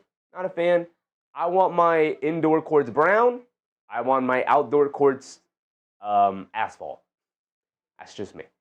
That's just me. I want my natural brown wooden indoor courts, and I want my black asphalt courts outside. How I want to play my basketball. You like it just as dead? Not for me. Not for me. I mean, it's fine. It's like a whitewashed wood look that makes it look like white and a concrete-esque type of look, I guess. But I want my indoor courts brown. I want my outdoor courts black. Crandon said, what team do you think trades for Giannis? I don't think a team trades for Giannis during the season. I think Giannis will end the season with Minnesota. So it would have to be an offseason trade. The difficult thing is I think who wants to trade for Giannis will change depending on how their season goes, right? So let's say the Knicks lose in like the second round. Let's say they get a bad matchup, something happens, an injury occurs, and they lose in the second round. I could see the Knicks maybe pulling the emergency lever and saying, screw it, let's go for Giannis. I could see that happening if they have a really disappointing playoff series, or playoff run. I don't think San Antonio is going to mess with the core. I don't think Oklahoma City is going to mess with their core, although I think they're a really small dark horse who could possibly do it. I think Atlanta could just go, screw it, going all in. Here's Trae Young. Here's every pick we own. I could see Atlanta as a dark horse team to grab Giannis this offseason. Again, I think he gets traded in the offseason. I don't think he gets traded during the season. Raptors could be a bad matchup second round. I'm not worried about the Raptors. Not worried about the Raptors at all. Just that today. I like Blue Boise State Field though. I do like the weird football fields. I don't know why, but I do like the weird football fields. King Free said, I want Denver to win. Get back for the Knicks L. Just that's important to get the top 2 seeds. It is. It is indeed. Malik said, any team would need to gut their team plus picks for Giannis. He's not worth it. I think he is worth it as a player. I think the issue comes, like, if you're a team that's, depending on where you are in your team construction, like the Knicks are like a go for it right now. If they trade for Giannis, they're gutting their team, like you said. And at that point, you're looking to take one step back to hopefully take 2 steps forward. And that's just not something that you can do when guys are approaching their 30s, right? Not a smart move to do at that point. Here we go. Coming back in after the timeout. Valanciunas has it in the high post, being guarded by Gobert. Driving to his right, stops, turns, spins, all the way midi. Comes up short, can't get it to go. Zeke Naji comes flying in and knocks it back over to Valanciunas, though. Junis back in the post against Gobert, battling him. Coming to his right in the paint, pump fake, steps through, spins, flips it up, gets blocked by Gobert. I don't know why we isolated Valanciunas in the mid post there against Gobert 2 times in a row, but okay. But Minnesota gives it right back to Denver as McDaniel was trying to bring it down and just steps on the baseline. Because Dad said we did this with Amari, no? No, they signed Amari in the offseason. They signed Amari as a free agent. Strawther tried to put up, Murray tried to put up a mid-range jump shot, gets blocked by Holland. Naj Reid on the fast break the other way, gets a 2-handed slam. Good Gortat screen from McDaniels there on the fast break. Under 9 to go. Jamal Murray bringing it down. The Nuggets are out there with Murray, Hardaway, Valanciunas, Bruce Brown, and Zeke Naji. Valanciunas has it up top, being guarded by Gobert. Hands it off to Brown. Coming to his right in the mid-range. Throws up a floater over Gobert. Can't get it to go. Bruce Brown looking for a foul call. He doesn't get it. Here comes DiVincenzo bringing it down. Cross-court pass to Highland. Highland driving it down in the mid-range. Being picked up by Hardaway. Pulls it back out up top to Reid. Reid hands it back off to Highland. Highland on the left wing. Feeds it back to Reid. Reid being guarded by Hardaway. They swing it up top to McDaniels. Down low to Gobert. Excellent catch from him as Bruce Brown was a little late on the rotation. And Gobert easily lays it up and in. And Minnesota has suddenly retaken the lead here. 40-38. These two teams going back and forth. You gotta love it. 11-0 run by the Minnesota Timberwolves over the last 2.5 minutes. Murray has it up top. Being guarded by DiVincenzo, coming to his right off a Valanciunas screen, driving it down, mid-range, gets caught in the air, leaves it off to Valanciunas at the last second. He goes up, can't get the layup to go. Battle for the loose ball. Naj Reid able to pick it up, bringing it down now against Zeke Naji. Hands it off to DiVincenzo. Now over to Highland. Highland up top being picked up by Brown. Coming to his right off the Gobert screen. Pulls it back to get over to DiVincenzo. Now over to Reid. Catches it on the stampede cut, and he knocks down the floater over Valanciunas, and a 4-point lead for Minnesota has opened up after that timeout that they took. Now here comes Denver. Denver has to have a bucket here. They missed the last couple, even turned it over a couple times. Murray gets it over to Valanciunas, high post.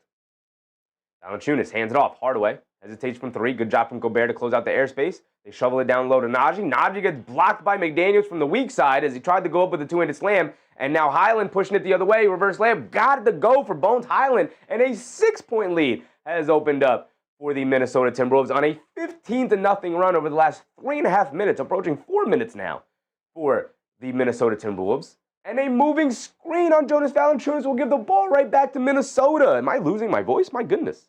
It has been a long day.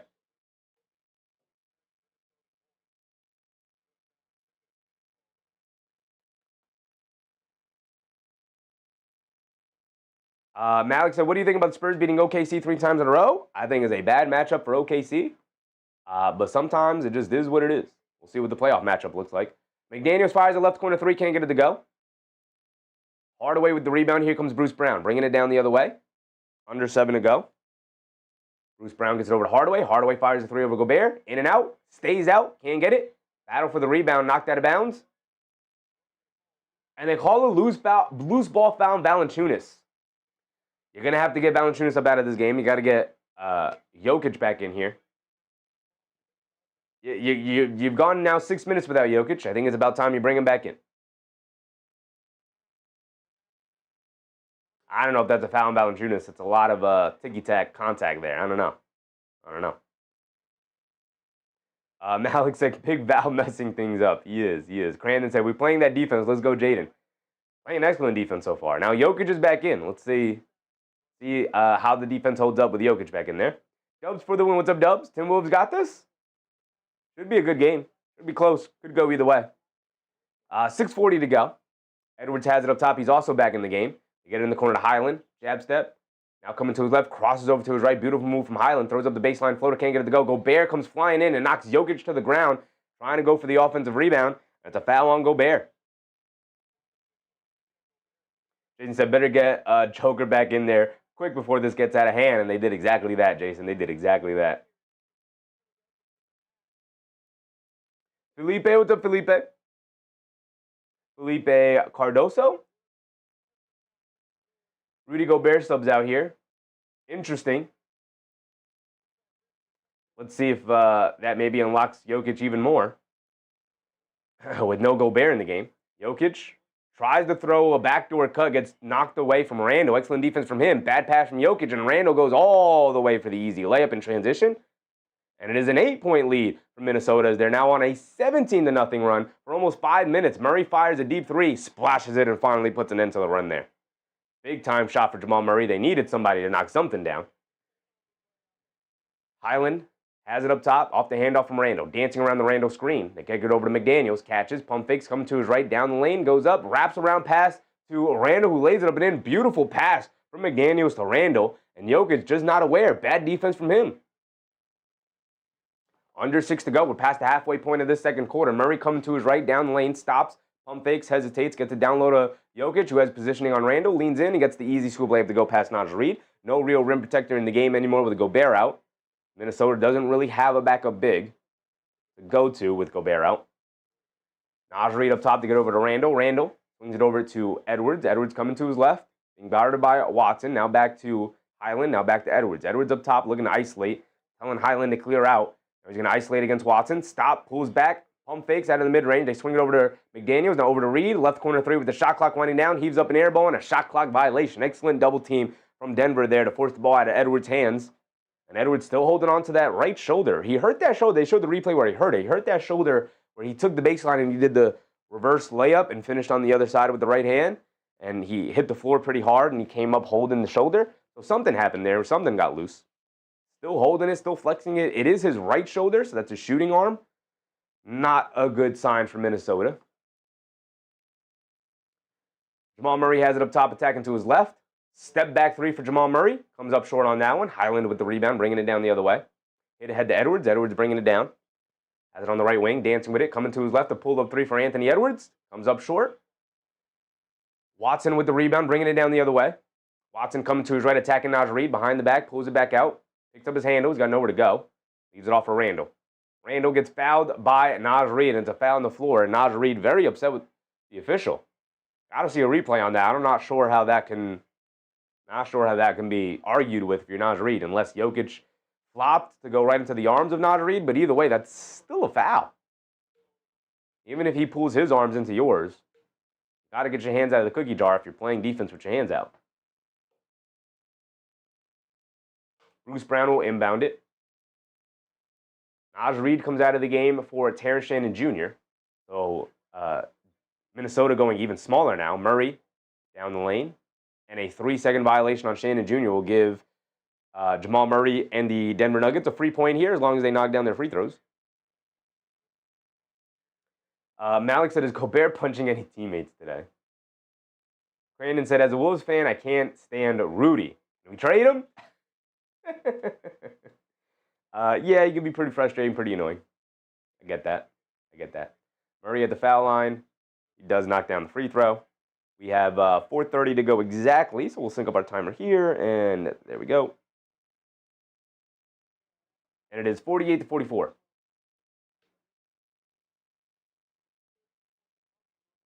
They lob it into Jokic. Jokic, high post. Being guarded by Randle. Hands it off to Murray. Murray hesitates, coming to his right, down the lane, leaves it off for Spencer Jones. Spencer Jones goes up, gets the dunk to go down. And they give Spencer Jones the basket interference. They wave off the basket from Spencer Jones. When Spencer Jones went up to dunk it, it looked like it got blocked a little bit and then hit the backboard and then fell into the rim, but Spencer Jones was holding on to the rim when the ball fell through, which is an offensive basket interference. Excellent defense. That was Terrence. Was that Terrence Shannon Jr.? No, who was that? That was Jalen Clark on the backside who blocked Spencer Jones. The ball ended up going through the basket, but because of his effort, it's a basket interference by Spencer Jones, and it ends up being a turnover. They lob it into Randle. Randle going along the baseline, puts it above glass, can't get it to go. Good defense from Jones there. Jokic with yet another rebound. He's going to bring it down now. 4 minutes to go. Murray has it up top. Coming to is right off the Jokic screen. Driving it down, putting his head down behind the back. Hesitates with it in the mid-range, trying to get it back to Jokic. Murray's dancing with it, coming to his left. Driving it down. Scoop play with the left hand. Can't get it to go. Edwards does a good job fending off Jokic for the rebound. Now he's bringing it down the other way, putting his head down, attacking in transition. Goes right into Spencer Jones, out of bounds, off of Edwards. And Edwards is incensed, and I got to agree with him on that one. A ton of contact as Edwards is going to the rim. See the replay there. Looked like maybe Spencer Jones got all ball with his hand, but there's a lot of body contact there as well. They get it into Edwards. Edwards has it in the left corner, being guarded by Payne Watson. Edwards up top to Shannon Jr. They leave him open from three, and he can't get it to go. Bruce Brown bringing it down the other way. 3:30 to go here in the second quarter. Brown on the right wing, dancing with it around the Jokic screen. Quick crossover to his right against Conley. Tried to kick it back out to Jokic. Randall went for the steal, had it, but then lost it. Murray up top, wide open. Got it to go for Jamal Murray. It is back to a one-point game. And Minnesota has a gripe there for sure. Minnesota absolutely has a gripe. Couple of calls not going their way that it could have. Shin Bordoha, what's up, Shin? 36 points for Jokic. Probably, especially with being down as many guys as they are, you're going to need Jokic to be a superstar. Malik said, refs babying Denver. Minnesota definitely has a gripe. They have a little bit of a gripe there for sure. War Rogers said, a lot of today's All-Stars are all missing the same thing, that killer instinct, including Gobert. Is Gobert a star, brother? Is Gobert a star? Do we expect Gobert to have a killer instinct? I don't know if that's fair to say. Luckily for him, he shares the same court with one of the few that has that missing trait. I mean, I disagree. I think SGA has a killer instinct. Brunson, we saw it today, has a killer instinct. Jokic has a killer instinct. Edwards has it. I mean, the list is endless. The list goes on. I completely disagree. I don't think a lot of today's stars are missing the killer instinct at all. I think there are more stars in the league with a killer instinct than there have ever been in NBA history.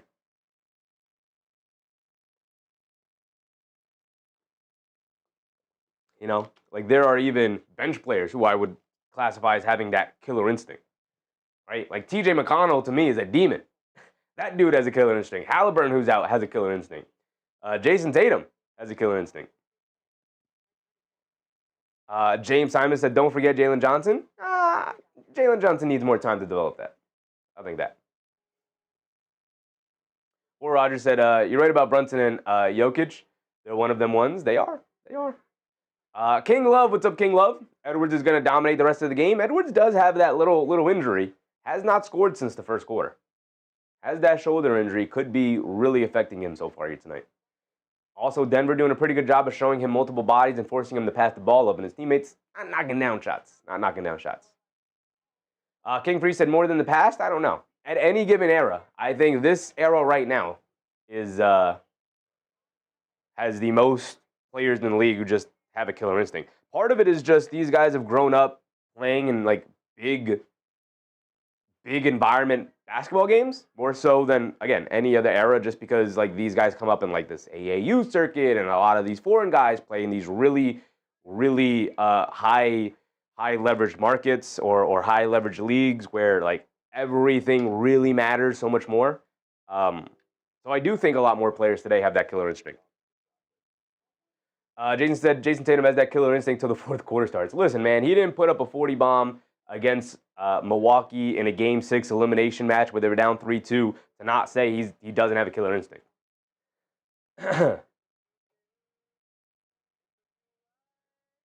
AB said, what's on tomorrow? We can look at tomorrow's schedule. Sure.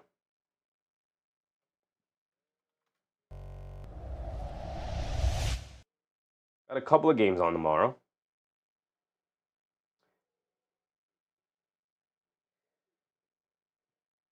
We have Heat Hawks. That's interesting. Battle of the mid. Hornets, Magic, Raptors, Wiz, Celtics, Pacers, 76ers, Bulls. It's a prime video game. We might want to watch 76ers, Bulls. Bucks, Grizzlies. We're back in the game here, so we'll come back to tomorrow's schedule at a different time. Maybe at halftime. We'll go through it.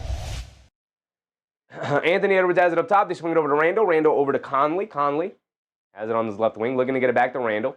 Get it back to Randall on the right wing. They show multiple bodies to him. Cross-court pass to Jalen Clark, who pass fake, goes along the baseline, smokes the layup. Thought Jokic was going to come over and give him some contact, and he doesn't. Jamal Murray bringing it down now. Ooh, tough play there for Jalen Clark. Just completely misses a layup. Jokic has it in the post, kicks it out to Murray. Murray straightaway three, can't get that one to go. Jokic, the offensive rebound, goes up, gets the putback and the foul on Julius Randle. And Denver has retaken the lead, 49-48, 2:45 to go. We next. What's up, we next? Bucks versus Grizzlies? Come on, Justice Dad. We're not doing no Bucks versus Grizzlies tomorrow. Javon Freeman, what's up, Javon? 16 more points for Ant-Man. With the injury that he sustained earlier in the game, he's remained scoreless so far here in the second. Jokic does knock down his and one free throw, giving Denver a 2-point lead. Let's see if he can get back on track. Hopefully he's all right for the remainder of the game, but every now and again the camera pans to him and he's still flexing that shoulder out. Conley gets it over to Randall. Randall on the left wing being guarded by Jones. They get it over to Edwards in the post. They show multiple bodies to him again. The double team kicks it out to Randall. Randall swings over to Conley. Now over to Jalen Clark, attacking to his left. Puts up the floater. Banks it in. Tough drive and finish for Jalen Clark. Looked like a wild shot, but he got it to go down. Tied at 50. Jokic, inside pass to Holiday. Puts it above glass, and he answers right back with himself with a floater off glass. Another assist for Jokic, by the way. Edwards up top to Randall. Randall, they leave him open. He's going to look to attack Jokic now. Euro step down the lane, lefty layup. I mean, you just can't give Randall a free lane to the basket like that. Excellent move from Julius Randle coming down the middle. Murray bringing it down, being guarded by Clark. Murray gets it over to Jokic. Jokic up top being guarded by Randall. Jokic, jab step, coming to his left in the corner. Spencer Jones, no hesitation, three. And Spencer Jones delivers with a corner three. Conley bringing it down, leaves it off for Randall. Randall up top. Minnesota looking for an answer. Edwards coming to his left. They show two. He puts up the three anyway. Can't get that one to go. Spencer Jones clears with a big-time rebound. I think even when the guys get back, Spencer Jones seems to have really carved out a really nice space for himself in this rotation. Watson, a right wing three, can't get it to go. Spencer Jones skies for an offensive rebound. They get it out the Hardaway. Pump fake, sidestep three. Can't get it to go. Battle for the rebound. Jokic able to grab it. Kicks it out to Hardaway. Hardaway settles for a 30-footer. Terrible shot attempt, Hardaway, brother. What was that? Here comes Anthony Edwards bringing it down. Being guarded by Watson. Pulls it out. Again, they're showing multiple bodies to Anthony Edwards here. Trying to direct some traffic, but Jokic is just ignoring Randall. Now they get it to Randall. Murray closes out to him. Randall settles for the left corner three, and he answers right back with a three of his own. There you go, Julius Randle. Well, they are even ignoring the other star in Julius Randle to put two bodies on Anthony Edwards. Anybody but Edwards' defense right now for the Denver Nuggets. Murray has it up top, being guarded by Jalen Clark. They show multiple bodies to Murray. They get over to Jokic. Jokic being guarded by Randall. Hands it off to Murray. Shot clock winding down. Murray swings through to his left, step back, mid-range jumper, created the space, and he knocks down the shot over Conley. Picking on old man Conley there. It's got to be elderly abuse. That's got to be elderly abuse. Trayshawn Mitchell, what's up, Trayshawn? Edwards has it up top, being guarded by Watson. Dancing with it, coming to his left. Jokic hedges out again. Now they have two bodies on him again, and Edwards throws it away. I know they say it was tipped by Watson. Ball is going to stay here with Minnesota, 13 seconds on the clock. We next said this is going to be a back and forth game all night long, brother. All night long for sure. 13 seconds on the clock still for Minnesota here. Get it into Randall. Randall over to Edwards. Extra pass to Reed. Reed extra pass to DiVincenzo. Left corner three for Dante DiVincenzo. Comes up short. Spencer Jones yet another rebound. Comes Jamal Murray bringing it down. Murray settles for a 35-footer, almost a 40-footer. Can't get it to go over Conley, and that will be the end of our first half there. 55-57, a 2-point lead for the Denver Nuggets. News Basics. What's up, Basics? Because Kobe took the most fourth-quarter shots. Well, look at his field goal percentage on game-winning and game-tying shots. Yeah, Kobe had the stones to take every fourth-quarter shot available. But when that happens, boy, oh boy, do you miss far more than he's ever made. Esteban, what's up, Esteban? Jonas Valanciunas for 5 points is a lock. Sure. I mean, 5 points is definitely manageable for Valanciunas. Malik said Conley, 80 years old. He is the elder statesman out there. He is the old man. trying to keep up with the young guys. Trey Sean said, let's go, Randall. Now I need McDaniels to cover. Okay. Crandon said, Conley's so old, we need a PG so bad. I mean, look, man, you could have just had Tyler Kolek in the second round. Instead, you traded a ton of assets to move up, take Rob Dillingham. Just saying, Crandon. I'm just saying. You could have had Tyler Kolek in the second round. Instead, you traded a bunch of pieces to move up into that lottery, man. And you took Rob Dillingham, who's gone passed up on the rotation by Bones Highland. Not a good sign. Not a good sign. News Basics said, Kobe Bryant's clutch shooting stats vary by source and time frame. Generally show a below average field goal percentage on game time go ahead, less than LeBron. Yeah, absolutely. LeBron is far more clutch than people like to give him credit for, whether you like him or not. Incredibly clutch, especially in that second half of his career. Kobe, like I said, had the stones to always take the shot, but didn't mean that he always hit the shot. You know, he's got a couple of really iconic game winners, but man, did he miss far more often than he ever did. Sergio, what's up, Sergio? What's the prediction? Who got the dub? We are at the end of the first half. It is 57-55. Could go either way, brother. Could go either way.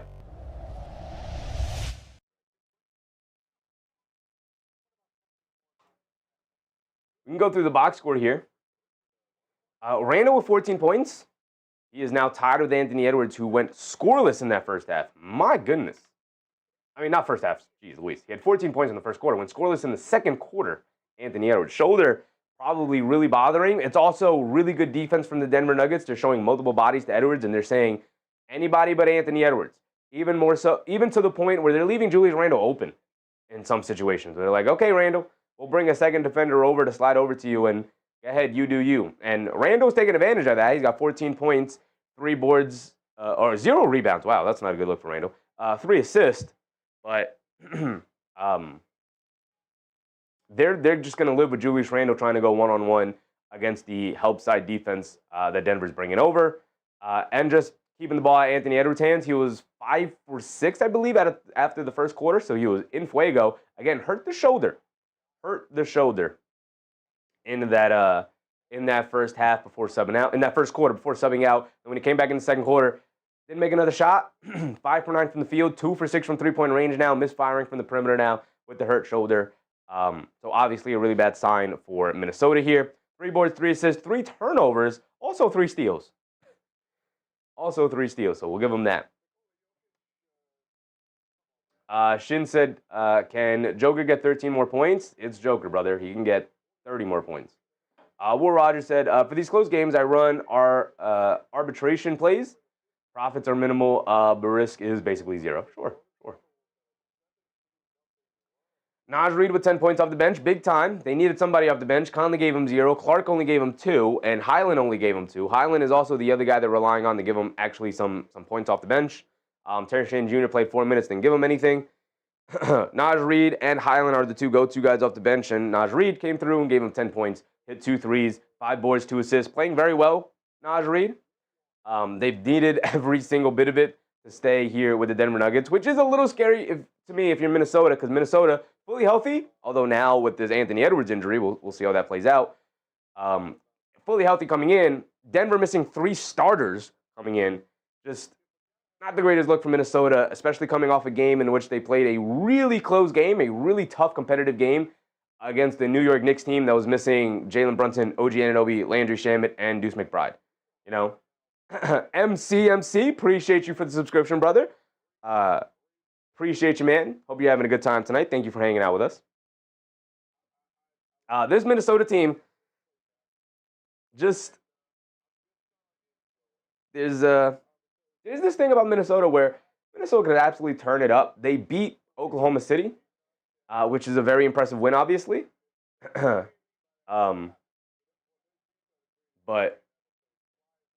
you know, you have that game really close against the New York Knicks, where the New York Knicks were like playing their Westchester team.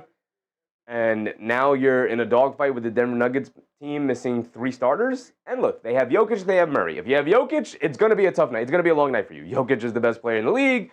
He can do that. He can kind of carry a team all by himself.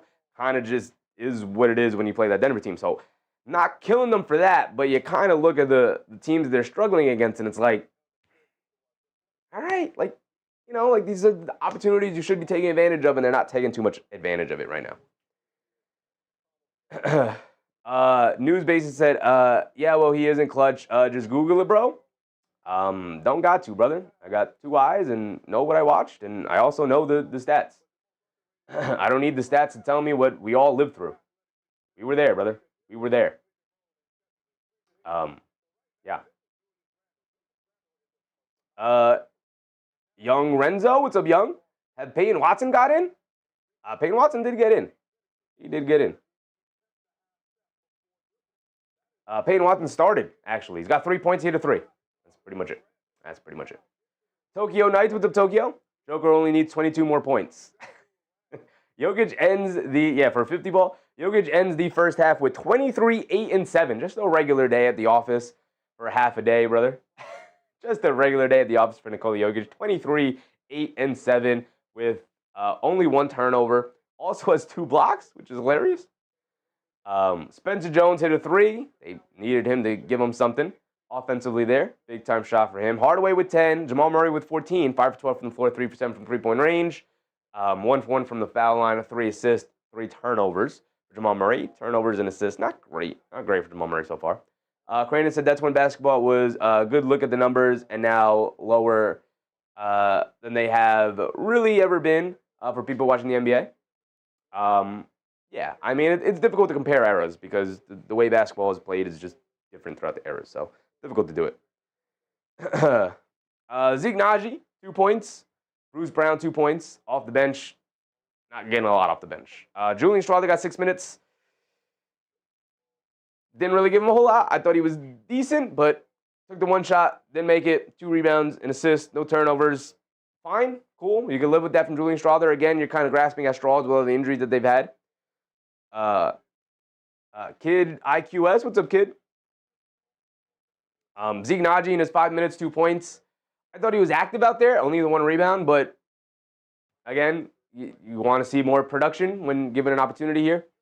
Jonas Valanciunas' 5 minutes was pretty disastrous for Jonas Valanciunas off the bench. 0 for 3 from the field, 2 rebounds, 1 assist, a turnover, a couple of really bad possessions, a couple of time-wasting possessions that he had. Whew.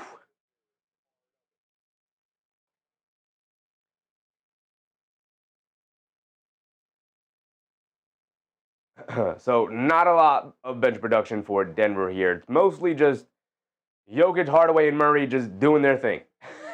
3 for Jones, 3 for Watson, 2 for Naji, 2 for Brown. Outside of Jokic, Hardaway, and Murray, it is 10 points. 10 points. So Jokic, Hardaway, and Murray have scored 47 of the 57 Denver points. My goodness. Yes, he said Denver taking the home trust. 2-point lead at halftime with the production that they have and the players available to them is pretty crazy. Pretty crazy. Collect those kicks. What's up, Collect? Need Edwards for 30 points. He's got 14 at halftime. Didn't score in the second quarter. All 14 came in that first quarter, so that's nice. The issue comes when you learn that looked like he suffered a little bit of a shoulder injury. He's remained in the game, so maybe a minor injury. But every now and again, the camera pans to him, and he's kind of flexing it. Not a great sign for Minnesota, considering he is their main source of offense, and they really need him to do something. Young Renzo said, I need DiVincenzo to score 15. With DiVincenzo sitting with 2 points, so not looking good for you, brother. Brandon said, Minnesota is a great second-half team. One of the best in the NBA coming back from being down. I mean, I get it, Crandon, but until I see Anthony Edwards moving and shooting a little bit better than he did in that second quarter, I'm really, really concerned with him flexing that shoulder, man. It's a shooting shoulder. It's a shooting shoulder. Not good. Not good. Like said, PRA needs 65 for Joker. That's such a crazy number. And it's so crazy that it's very attainable for him. He had, 15, 23. He got 38. So he's halfway there. He's halfway there. He just needs to replicate what he did in the first half here in the second half. And can he do that? Maybe. Maybe. We'll see.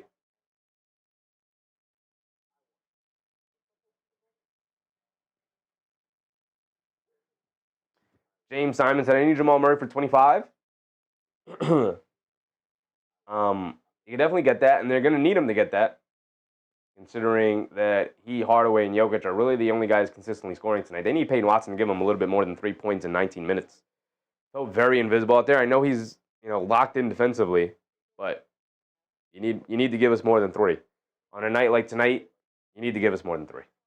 War Rogers said, T-Wolves usually come out hot from halftime, but you're right. Anthony dealing with a bum shoulder might factor in tonight. Yeah, it's not just, he didn't make a shot in the second quarter. Didn't do anything in the second quarter. Did a lot of passing. Missed all his jump shots. So I got to see him make a couple of shots before I'm like, okay, we're settling back down. He seems fine enough to continue the offense. But without him, Denver can just load up on Julius Randle at that point, and then what does Minnesota go to after that, right? You need somebody to get hot from 3, whether it's Highland or Reed or DiVincenzo. But with no Anthony Edwards or a limited Anthony Edwards, even with Denver dealing with the injuries, they have that one guy in Jokic who could just say, you know what, I'm going superstar mode tonight. I'm going MVP. I'm going best player in the world tonight. I'm pulling the victory out on Christmas Day. So if they don't have the other guy on the other side to match him and Anthony Edwards available at full strength, could end up being a long night for Minnesota.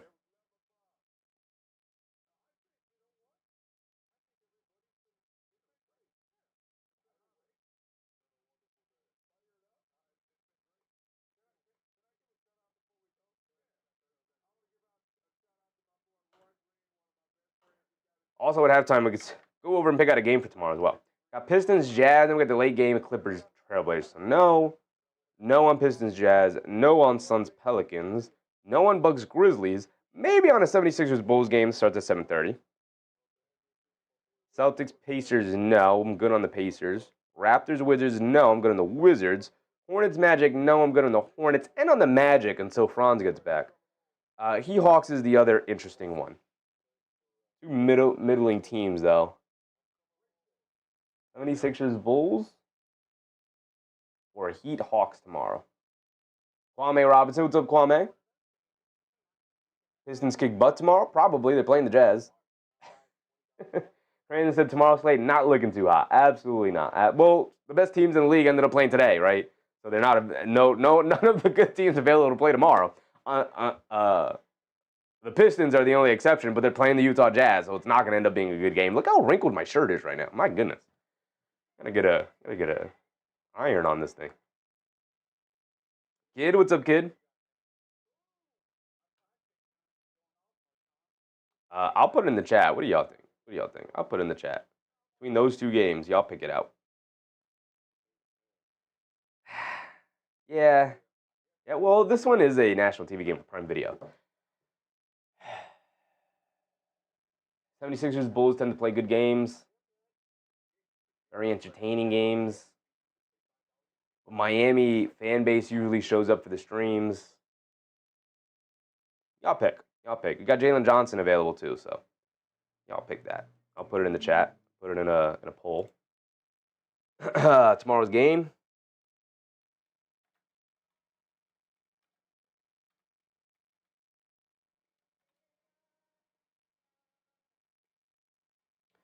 Tomorrow's game we have Heat versus Hawks. Or we have, it was the 76ers versus the Bulls. I can go either way on it. 76ers versus the Bulls. Jared Ramirez. What's up, Jared? Merry Christmas. Merry Christmas to you, brother. We'll start that poll. We'll have that poll run to the end of the night.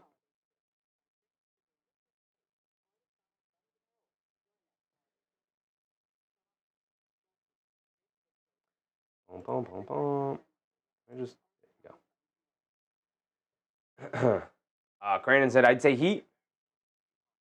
Heat Hawks. It's a good game. Two evenly matched teams. Mr. Me Too Man. What's up, Mr. Me? Is Rudy Gobert done for the night? No, Rudy Gobert is going to remain in. Kid said Nikola Jokic over 39.5. Probably, brother. Probably. Man's putting the team on his back right now. He's got 23 first half points.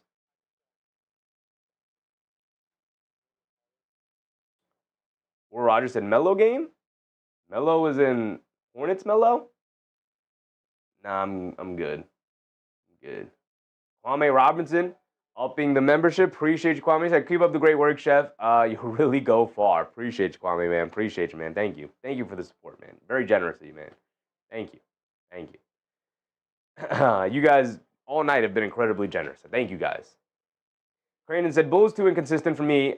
They beat the Nuggets one night and then lose to the Nets the next. That's what makes them so fun, Crandon.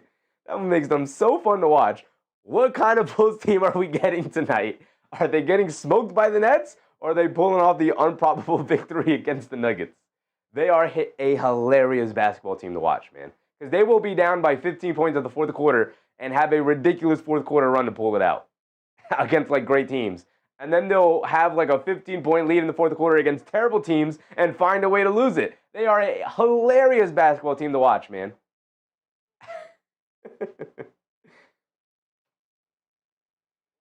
So if they play Philly, Prime Video game, Prime Video game, a Prime Video streamed game. So they should show up to play that hard and well. And then you got He-Hawks, which I think is also a very good game. So Brandon said, completely agree. I just find them incredibly hilarious. Considering they're a team I don't root for and don't have to worry about because they're a 500 basketball team, hilarious team to keep track of. Hilarious team to watch their games.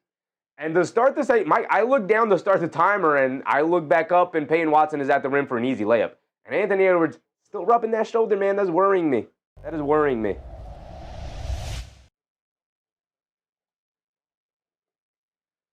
McDaniel's driving to his left down the lane, kicks it out to Randall. Randall left corner three, hit the side of the backboard. Not a good start from Minnesota here. Here comes Denver bringing it down, hit ahead to Murray. Murray coming to his right against DiVincenzo. Down the lane, stop, turn, spin, flips it up the left hand. Can't get the friendly roll. Jokic with the rebound, though. And he gets the foul on McDaniel, sending him to the foul line for two. And Anthony Edwards still holding on to the shoulder. That is a very troubling sign. You would hope that coming off of the... Jokic set the screen at half court. As Edwards trying to apply full court pressure. He's holding on to it. They got to get him out of the game. And that 70 Band Live has become a member. Appreciate you, 70 Band Live. I think that's an old one. But I appreciate you, brother. Appreciate you. Darren Bermudez. These are old ones. For some reason, they're propping now. But appreciate you guys, man. Thank you for that. Thank you. War Roger said, you do well with keeping up with gameplay while also interacting with the viewers, all without a sidekick. Honestly, that's the only reason I subbed to you today, bro, is right. You're going to go far. Appreciate you, War Roger. Appreciate you. It is a one-man band. I've asked people for help. They don't have any interest in doing this, so Anthony Edwards misses a mid-range shot, bringing it down. Jokic did knock down both free throws. Murray to the basket, leaves it off for Spencer Jones. He gets the easy layup, and Denver's threatening to run away with it. We've seen this before, though. Let's see if Minnesota has an answer. Edwards has it on the left wing, dancing with it, crosses over to his left, takes the bump, throws up the floater.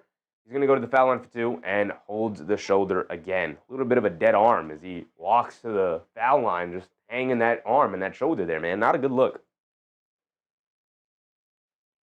We are at 10:53. Just under 11 minutes here. Edwards at the foul line for two. Denver with an 8-point lead.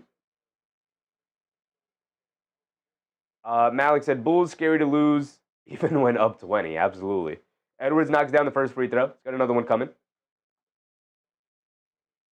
Like I said, the problem with basketball is all the starters are divas these days.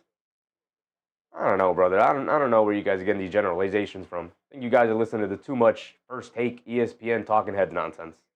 Watch the games, y'all.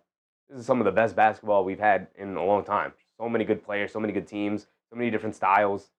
Incredibly fun to watch. Spencer Jones steps back for a three as they leave him open, and he makes them pay, knocking down the step-back three.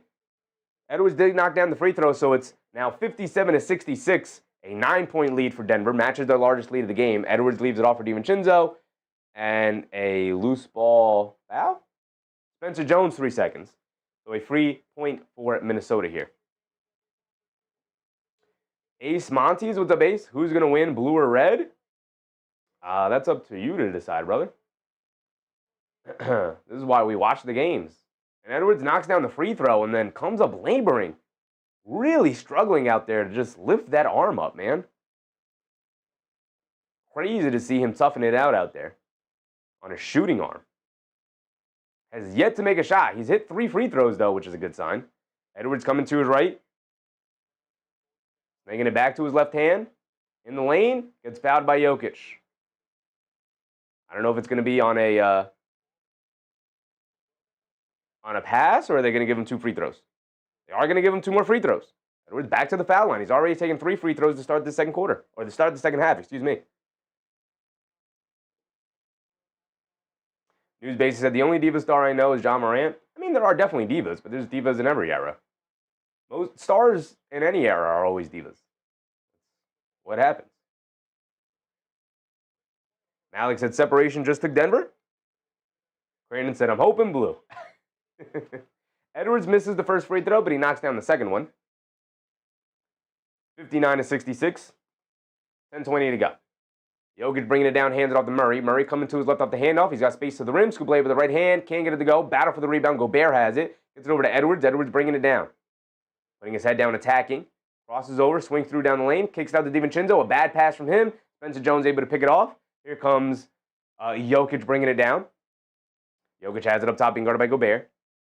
Jokic dancing with it. Hesitates. Swings it over to Murray. Murray a right wing 3 over Randall. A little late to close out, and Murray makes him pay. Knocking down the 3. Giving them their first double-digit lead of the game of 10, and a timeout is called for the Minnesota Timberwolves. It's going to start to get ugly if Edwards is not 100% because he's been their go-to guy. After the first quarter, the only points that he has scored has been from the foul line, which is great that he's getting to the foul line, but not great in helping him beat the dead arm allegations right now.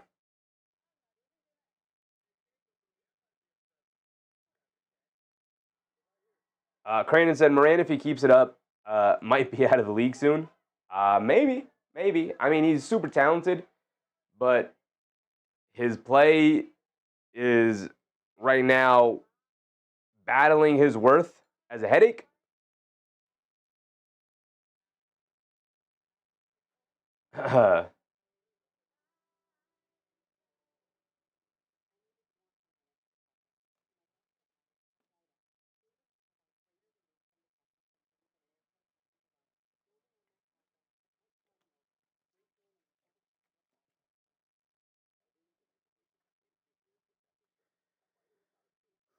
We are officially at 12:02. So we are past Christmas. Which means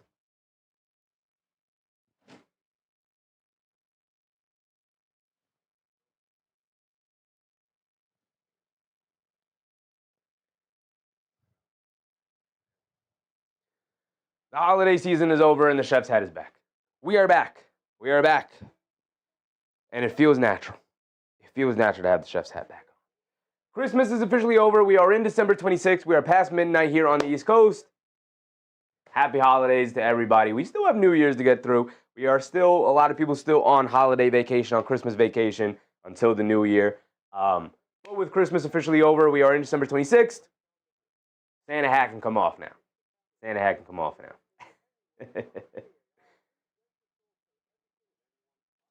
59-69 right now is looking really scary for Minnesota. They called the full timeout. Let's see how they answer after the timeout. Randall still stuck on 14. Edwards now up to 18, but all of them coming off of free throws. DiVincenzo only with 2. You need somebody to step up here. McDaniels with 6. Fine, okay, cool. But DiVincenzo with only 2 is a rough outlook for Dante DiVincenzo right now. News Basics said, Merry Christmas, everyone. Merry Christmas, News Basics. Merry Christmas.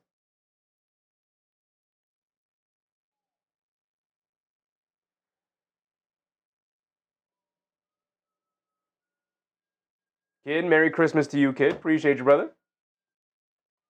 Malik said, Moran can flip burgers at McDonald's. Teams will put up with you as an off-court headache so long as your offensive talent overwhelms the headache. Right now, or not even just offensive talent, but if your overall talent, like Draymond, He is an absolute huge headache, but previously was such a good defender and was such an impactful player that the Warriors and the coaching staff and the players on his team would put up with it because he was helping them win basketball games. John Morant is getting to that point where it's like, is he still helping us win basketball games? When is the headache going to overturn how talented and how impactful he is as a basketball player, right? That is the question with John Morant right now. Randle in the lane, pump fake steps through, leaves it off Gobert at the last second, and Gobert gets the easy layup. We are now back into the game. War Rogers said, you in culinary? Absolutely not, brother. I'll be cooking people on the court. That's what I'll be doing. That's where I'll be chefing. That's where I'll be chefing it up. Jokic hands it off to Murray. They kick it out to Watson. Watson has it in the left corner, spinning back to his right down the lane. Stops, turns, spins, kicks it out to Jokic. Wide open left wing three. How do you leave that guy open? Off the back rim as he can't make you pay, though. DiVincenzo with the long rebound. DiVincenzo bringing it down. He has it up top. Gets it over to Randle. Lob it over the top to Gobert. And Watson grabs him and fouls him on the entry pass. Under 9 to go here. Newsbase said Dillon Brooks is 100% more wanted than Morant. Yeah, and at one point, Dillon Brooks was in that situation where he was also like, is him as a headache more of an issue or worth keeping him on the team? And now, it's worth keeping him on the team because he's actually averaging over 20 a game now. DiVincenzo down the lane takes a bump from Jokic, can't get the floater to go, and then battle for his own rebound, knocks it out of bounds. DiVincenzo upset looking for a foul call. He doesn't get it. Still sitting on the 2 points is a rough night for Dante, especially on a night where Minnesota needs him to step up now that Edwards is dealing with a bit of an injury. Murray dribbles to his left wing three, can't get it to go as McDaniels went under the screen. Murray can't make him pay, coming up with the miss. Randle bringing it down the other way. He has it on the right wing, backing down Jones, backing him down, leans in, kicks it out. DiVincenzo, an open three. I still wouldn't leave him open. Misses that one, though. Denver catching a bit of a break here. Jokic home run pass. DiVincenzo does a great job getting back. And then Watson falling out of bounds off the home run pass. Can't save it. Tried to throw it off of Randle, but he catches it. Edwards down the lane, goes up, gets stripped. Nope. They call a foul, and Tim Hardaway immediately signals for a challenge. So we'll see.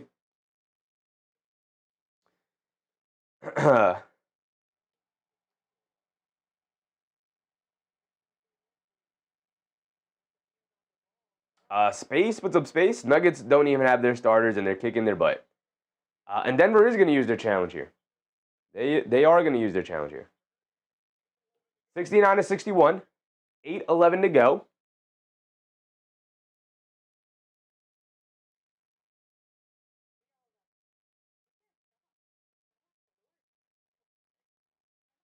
Denver is down 3 starters, which is the crazy and disappointing part from Minnesota.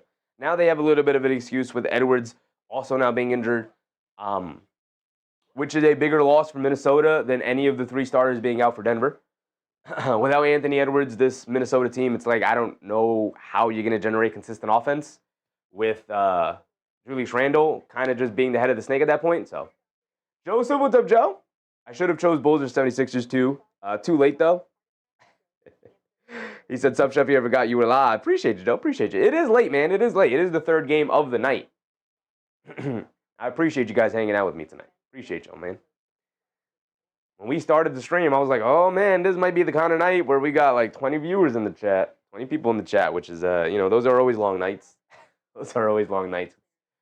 A lot less people to interact with in the chat, but you guys coming through. You guys always coming through. Appreciate y'all.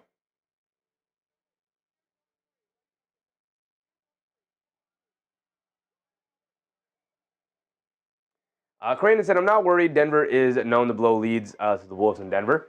Fair. Fair. You're not wrong.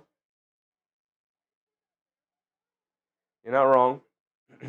I will say, though, if Anthony Edwards doesn't heat up, like that shoulder injury is really worrying me.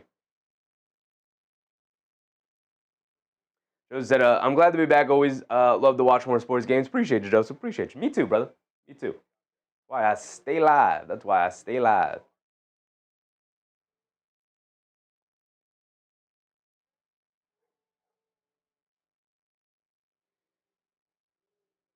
Has Jokic scored? He has scored in this half, right? He's only scored once. 25, 10, and 9 now for Jokic. He's 1 assist away from a triple-double already. Spencer Jones now with 8. Murray up to 17. Watson with 5. getting a little bit more contributions from the other guys as well. Minnesota's going to need the match staff. They want to stay hanging around this Denver team right now.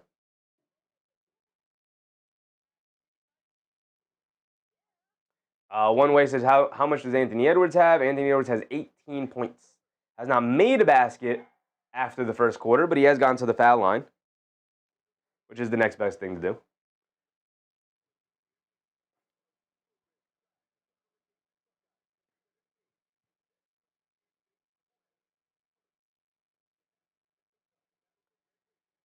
Newsbase said, Ant is not 100 right now, and don't trust anyone else. Dante is the second most clutch versus Denver. Yeah, Dante can be clutch, but he's having a terrible night so far. Dante with 2 points, 1 for 8 from the field. I don't know if he's reliable right now. He's liable to catch fire at any point, so you keep him in the game, he's going to continue to fire it up there, but 1 for 8 is a rough outing so far. Jason said Jokic has a triple-double. Yeah, he's 1 assist shy. He's 1 assist shy, Jason. He's got 25, 10, and 9. Successful challenge, and Denver had imminent possession of the ball. So they get the ball back. And so Watson has it up top. It's over to Jokic. And a foul on Gobert running through the Murray screen.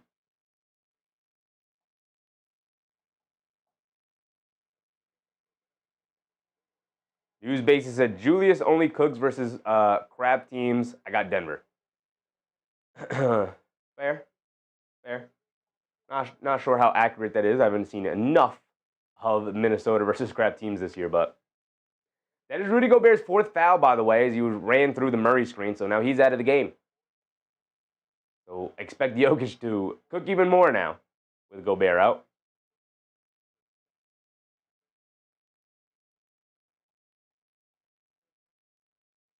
Oh, they're checking to see if this mistake meets the criteria of a flagrant foul for Gobert, who did very, very viciously run through that Murray screen. Gobert is known to give a little extra. That's just a common foul. That's just the big man awkwardly trying to run off a ball, trying to chase Jokic. That is, that's just to me a regular common foul. Joseph said, basic, so the Knicks are a crap team is basically what you're saying. The team they played, they basically played the Knicks Westchester team, Joseph. Common foul to be expected. One way said 3 more points for Ant. Over 20. See if he gets there. He's got a whole quarter and then some. Got a whole quarter and 3 quarters. Jokic has it up top, being guarded by Randall. Spins to his left, driving it down, goes right to the rim. Easy lefty layup for Nikola Jokic. Back up by 10, Denver goes. Under 8 to go. Randall bringing it down, leaves it off for Edwards. Edwards has it up top, coming to his left. Now they get over to Naj Reed, swings through to his right, hands it off to McDaniels. McDaniels dancing around the Randall screen. Quick crossover to his left, being guarded by Watson. Watson knocks the ball loose. Jokic picks it up. Jokic over to Murray. Murray down the lane, lefty layup. And there's the triple-double for Nikola Jokic. Nice and easy day at the office for him. And it is now a 12-point lead for the Denver Nuggets. Edwards bringing it down the other way. He has it up top.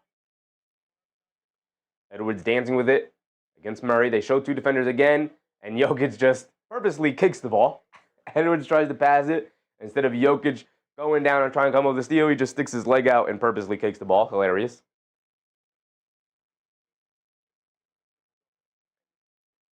Al Joseph Wren said, Randall had 0 rebounds. That's not good. Not good at all. Not good at all. Randall, 14 points, 0 rebounds, 4 assists. Not good at all. Joseph, how many points is Jokic at? Jokic is now at 27 points. 27, 10, and 10 for Jokic. Edwards has it up top, 7:20 to go. Coming to his left off a Naj Reed screen. And a foul on Murray, I believe? Or Watson. Foul on Watson trying to fight through the Naj Reed screen. Naj Reed took a shot to the face.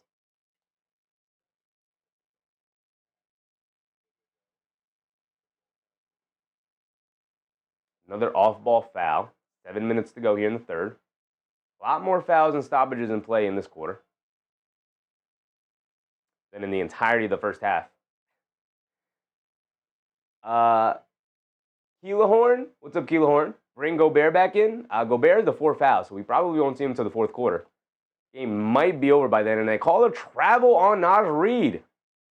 A carry. Call a carry on Naj Reid. When you're as blatant with the carries as Naj Reid was on that one, they got to call it. They got to call it. Jokic has it up top. They spring it out to Watson. Watson gets over to Jokic. Jokic comes to his right, hands it off to Murray. Murray coming to his left, driving it down at the foul line, throws up a floater. Can't get that one to go. McDaniels with the rebound. Quick outlet to Randall. Randall bringing it down. Attacking McDaniels off the bounce to the basket. Lefty layup. Can't get it to go. Good contest from McDaniels. Good contest from Watson, who took a shot to the face. And they hit Jokic with a carry now.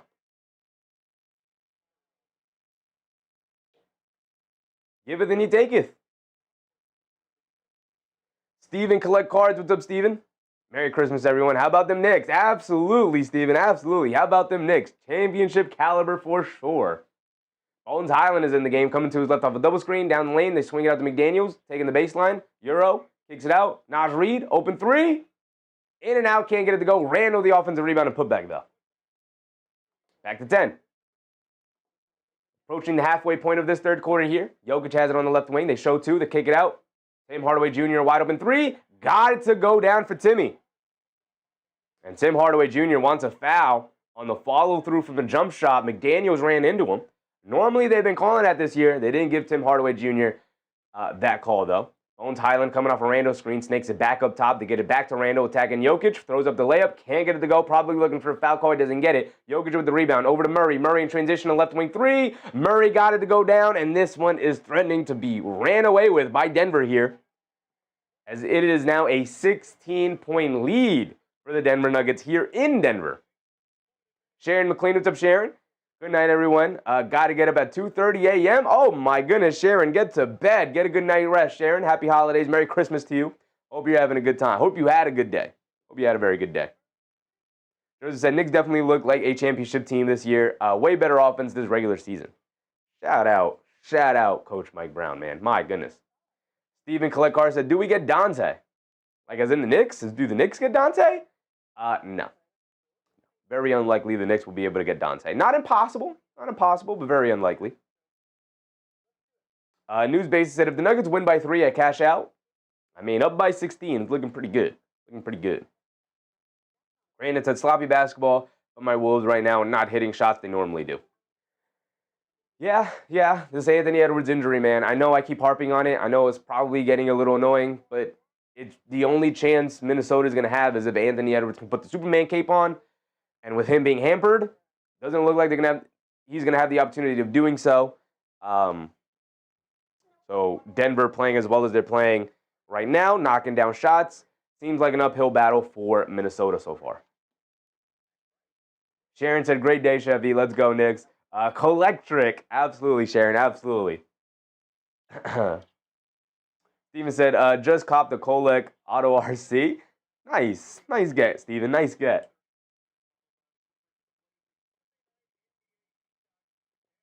Juan Ayala, what's up, Juan? Nuggets win plus 250.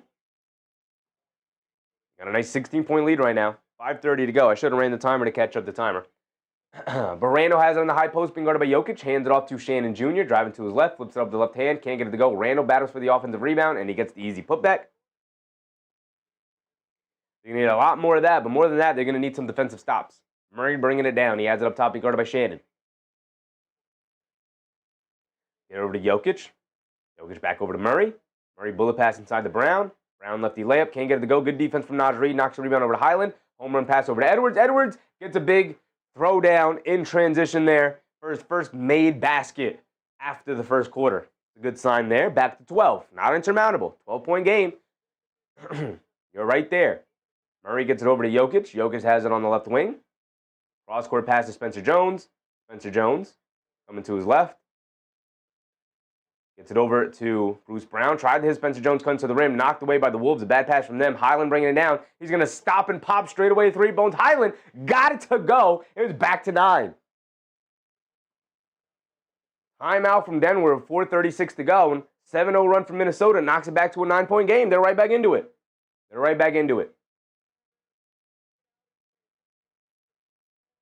Defense leading the offense. And that if you want to make a comeback, that's how you're going to have to do it. Can't trade baskets. Defense has to lead to the offense.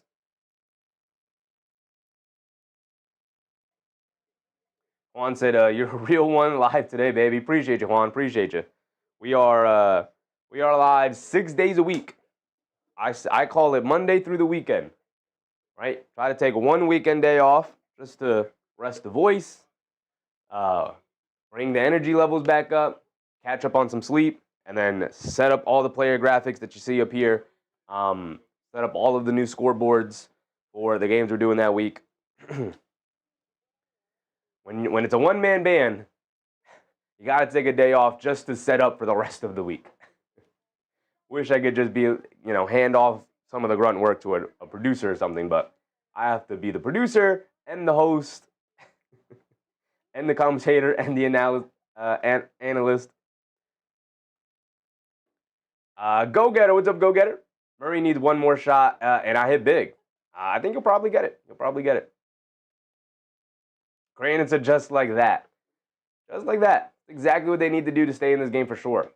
AP said, hit the likes, 204 with 62 likes. Appreciate you, AP. Appreciate you. If you're enjoying the show so far, hit the thumbs up button. Leave a like on the stream. I'd very much appreciate it. It is by far the best way you can show support to the channel and the community. I appreciate it. Jokic gets it over to Murray. Murray coming to his right at the Jokic screen. He steps back for an open three. Miscommunication from Minnesota. And Murray makes them pay, knocking it down. And Nick, too, chill with the subscription. Appreciate you, Nick, man. Hope you're having a good time tonight.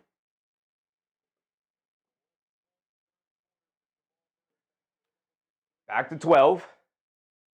Naj Reid gets it over to Anthony Edwards in the post. Stops, turns, spins, kicks it in the corner to Shannon. Shannon gets it over to Highland.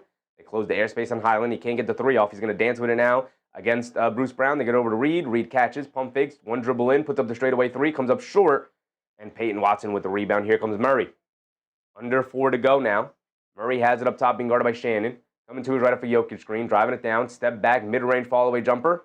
Comes up short, battle for the rebound. Jokic keeping it alive, but a foul on the floor as Randall can't keep Jokic off the glass. Forced to foul him. And they're not in the bonus, so it's side out of bounds for Denver here. Minnesota is in the bonus.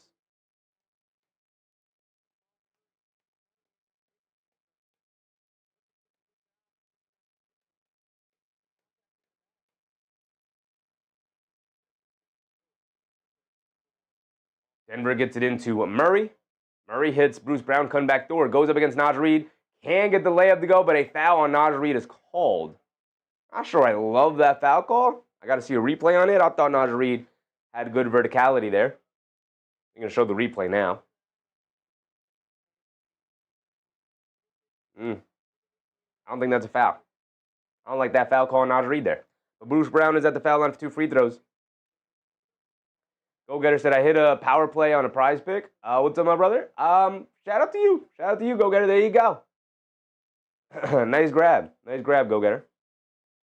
I'm good. We're here for our third game of the night, and this is turning out to be a pretty decent game. Bruce Brown missed the first one. Does hit the second one, though. Denver is threatening to run away with it a little bit here, but Minnesota doing a good job of hanging around. Gobert with 4, Randall with 3, and Reid with 3. That's not good for Minnesota. Not good at all. Shannon with the 3, can't get it to go. Jokic with another rebound. And here comes Watson bringing it down. Watson has it up top. Hands it off to Murray. Murray coming to his right. Steps behind for a 30-foot 3. Can't get it to go. Battle for a rebound. Randall able to pull it away. Julius Randall bringing it down now. Coming to his right. Peyton Watson shuts him off. Randall has it up top. Lobs it over the top to Reid in the post, being guarded by Murray. Reid faces up. Jab step, coming to his left, leaves it off for Highland for an open 3. Good relocation from Highland, and he makes him pay, knocking down the 3. Back to 10. Minnesota doing a good job of hanging around. They can get Anthony Edwards or Julius Randle or Dante DiVincenzo or somebody to light it up here, somebody to step up. And now a loose ball foul on either Shannon or Edwards as Jokic continues to battle for rebounds down low. Minnesota not happy with the foul call there. But are they in the bonus yet? They are in the bonus. So if they don't use their challenge here, Jokic is going to the foul line for 2 free throws. AB said Spurs look good. It's the regular season. Yeah, it's the regular season. They're not going to use the challenge here. Jokic at the foul line for 2.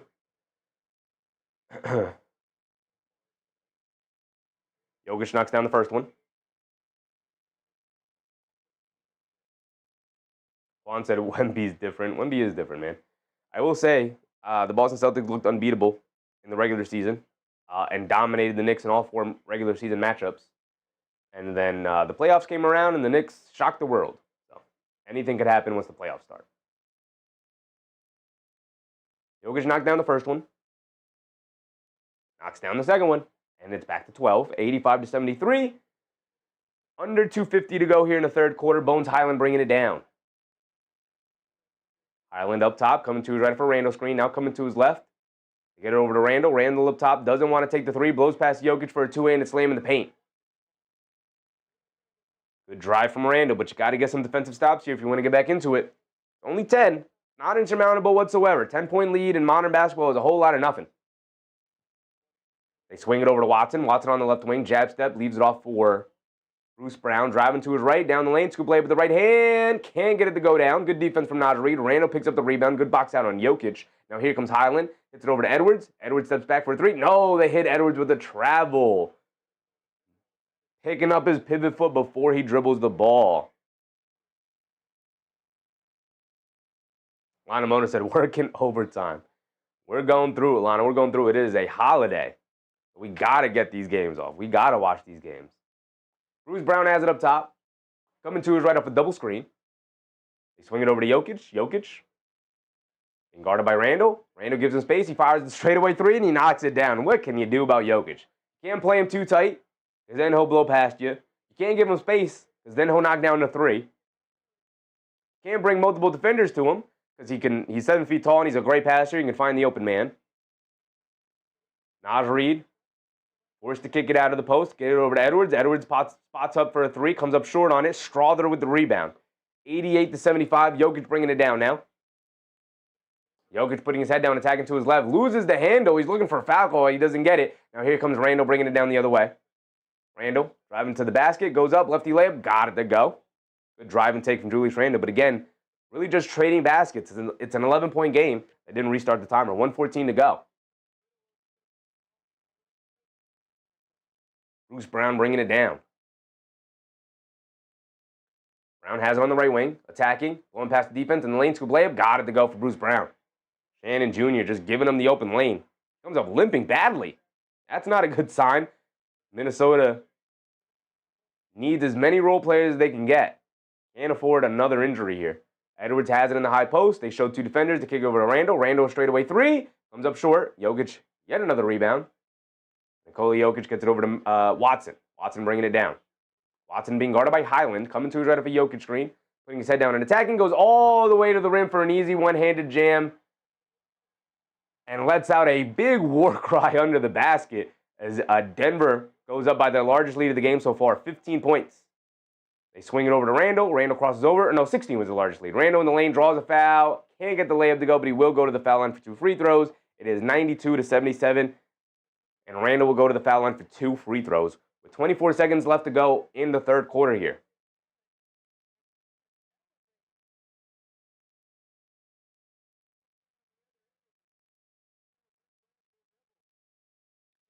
News basis said Ant used all his aura on the Thunder. Ant's injured. Whatever is wrong with Anthony Edwards has really impacted his game so far tonight. AB said, I'm not going to lie. Every time you say Randall, I get Knicks flashbacks. Randall misses a free throw. When you're down by 15 going into the fourth quarter, you can't be missing free throws. Murray comes in for Watson. Good minutes for Watson there in the third. Shows that when he said he did a war cry under the basket. I mean, he had a big one at the gym under the basket. I thought Minnesota was going to call a timeout the way Peyton Watson was celebrating, but then Minnesota just brought the ball down the other way, and Randall ends up at the foul line because of it.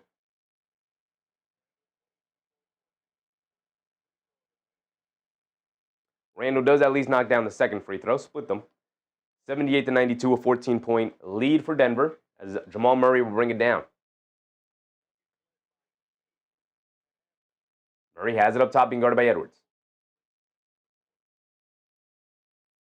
Murray winding down the clock as much as possible. Now 8 seconds to go. Murray coming to his right. stops, steps back, crosses over, down the lane, stops, half spin, fall away midi over Randall. Can't get it to go with the buzzer, and that would be the end of the third quarter right there, 92-78. Denver outscores Minnesota 35-23 by 12 points in that third quarter.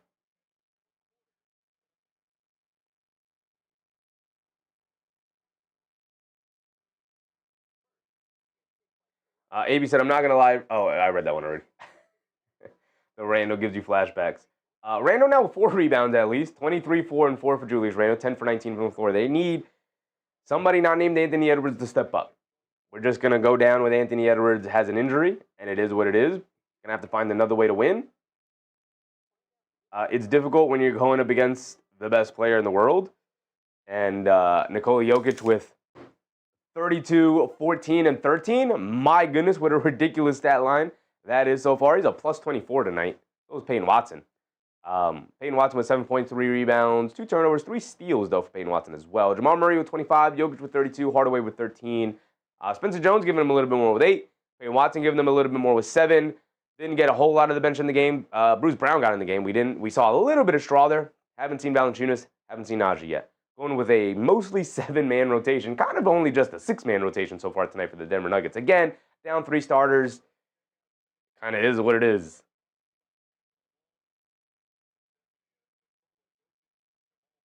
$32, 14, and 13 for Jokic is crazy with a whole fourth quarter still remaining to play.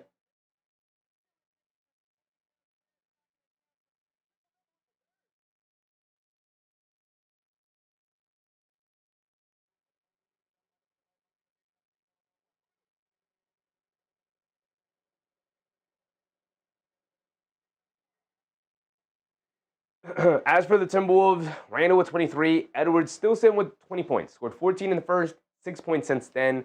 Most of them coming from the foul line. The one basket he's made since that first quarter was a fast break dunk. Again, thumbs obviously up with Anthony Edwards, which is unfortunate. So it looked like it was going to turn out to be a great battle between Edwards and Jokic, but instead we are now sitting with Anthony Edwards laboring out there, holding on to the shoulder. Joseph said anything possible, though. For all we know, it could be a close game in the blink of an eye. Absolutely. Absolutely. It's only 14. Not insurmountable. Not after the Christmas miracle we saw to start the day, although I will say we are now past Christmas. It is no longer the 25th. We are now at the 26th. So that Christmas luck could be gone here for Minnesota. Yes, he said, I told you trust Denver is winning. Sure, brother, sure. Naj Reid with 10. Jalen Clark with only 2. Bones Highland with 8. Bones Highland has been, nice and effective off the bench. He's giving them 8. Exactly what you need. Naj Reid giving them 10. Well, a little bit more from him. Had 10 at halftime. Didn't score in that third quarter. Mike Conley, I don't think he played in that third quarter. Either way, he hasn't given them anything. 2 assists for him. Cool. Shannon Jr. also hasn't given them anything. He's also played 10 minutes. Jalen Clark didn't play in that third quarter. The only guy who scored of those 3 guys, funnily enough. But DiVincenzo is really the big killer for Minnesota here. DiVincenzo, 2 points. 1 for 8 from the field, 0 for 5 from three-point range. Like, come on, man. Come on.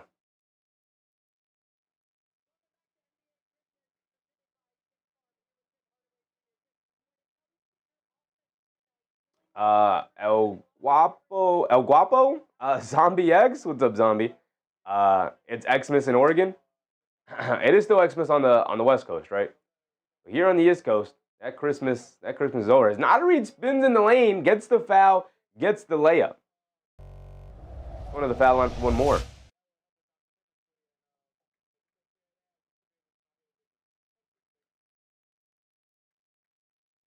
Naj Reid will be at the foul line for one more.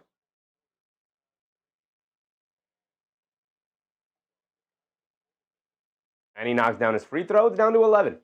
Start of the second quarter, down to 11. Start of the fourth quarter, down to 11. Jokic starts it on the bench. Edwards starts it on the bench. Here comes Bruce Brown bringing it down. Get over to Valanciunas, hands it off to Strawther, coming to his right down the lane, throws up the floater, off the back rim, can't get it to go. Long rebound, Strawther, you got to be there and grab that rebound, brother. It would have fell right to you, but you backed away from it. Highland bringing it down the other way, dancing with it against Brown. Highland has it up top, coming to his right up the Gobert screen, driving it down in the lane, leans in, flips it up at the basket, comes up short. Bruce Brown with the rebound, shot out of a cannon, quickly pushing it the other way to get over to Hardaway. Hardaway pump fakes, tagging the lane. Scoop lay with the left hand. Can't get the finger roll to go, but Bruce Brown right there, fighting Rudy Gobert for the rebound, somehow tips it up and in. Rudy Gobert, you can't let that happen there. Can't let that happen. Not Bruce Brown against Rudy Gobert. McDaniels has it up top, coming to his left off the Gobert screen. Driving down in the paint, throws up the floater, got it to go. Normally, I would not like the Anthony Edwards, Julius Randle list minutes, but Randle's been okay today, and he played, I think, the entirety of that third quarter. He needs a rest. Now you're going to really be leaning on McDaniels to give you something. Spencer Jones tried to throw the pass back to Hardaway, gets knocked out of the air by DiVincenzo. Good defense for him. They get over to Highland. Highland has it on the right wing. Coming to his left, being guarded by Strother. They feed it over to Naj Reid, being guarded by Hardaway. Naj Reid kicks it out to McDaniels. Extra pass, DiVincenzo, wide open left corner three. In and out, can't get it to go. Dante's got to wake up at some point, man. He's really hurting the Timberwolves tonight. Here comes Strother bringing it down against DiVincenzo, and a foul on DiVincenzo being too aggressive in the backcourt.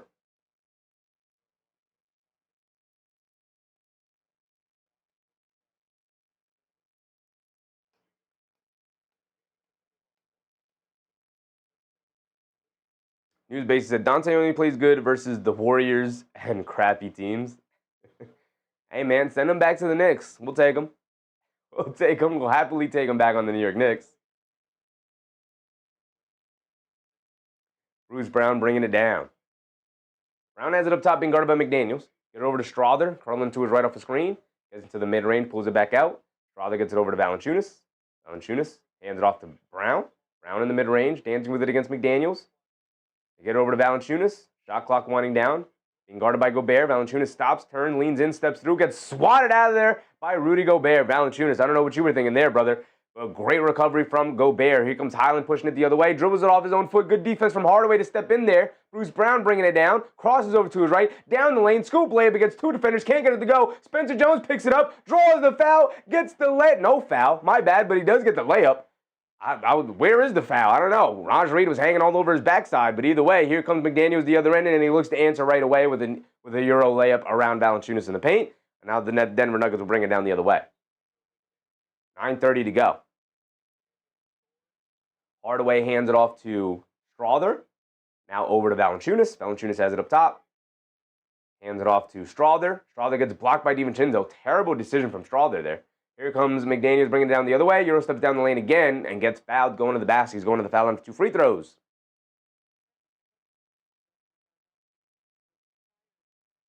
News Basics says he doesn't like Tibbs. He absolutely loves Tibbs. There are multiple stories, News Basics, of him in the locker room telling his teammates how awesome Tom Thibodeau was as a coach.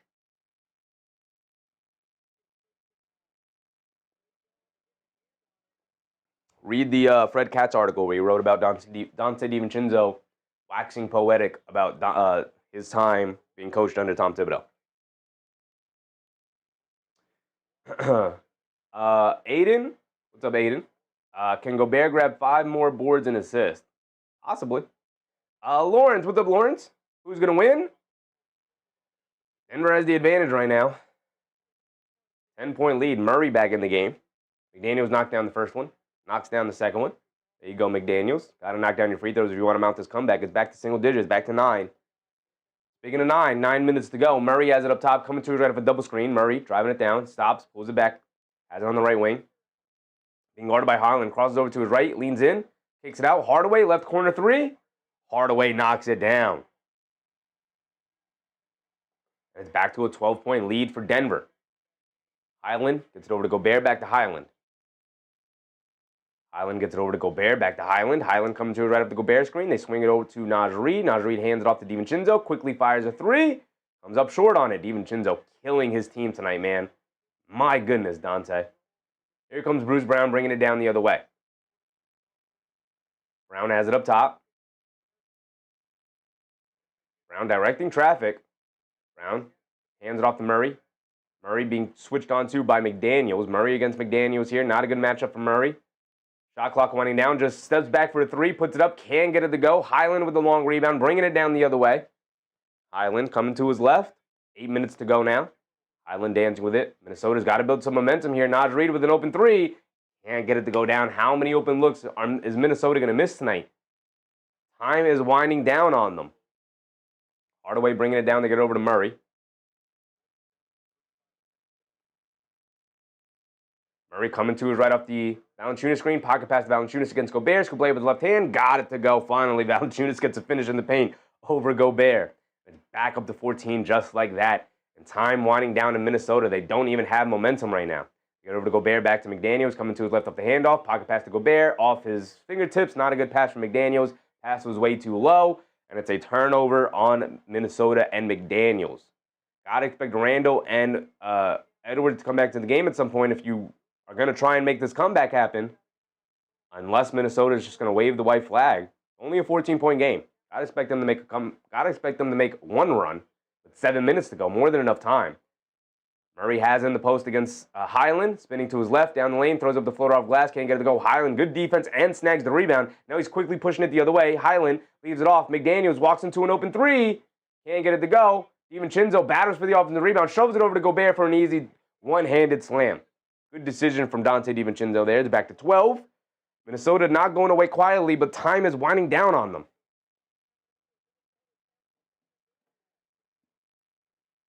Nick Too Chill. What's up, Nick? Do you think Ant's going to come back in? I got 1,000 on him to get 25. I do think he's going to come back in probably after this time out here.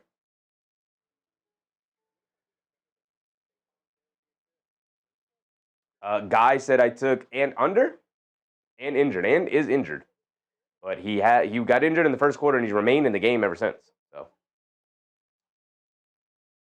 don't see you now suddenly in the fourth quarter them holding him out. If they have any chance of coming back, it's going to have to be off of a player getting hot, and the likelihood of that player being somebody not named Anthony Edwards is pretty low so far, especially with Donte DiVincenzo being 1 for 10 from the field tonight, and I believe 0 for 9 from three-point range. Rough night for Donte. One way said Ant has to come back in.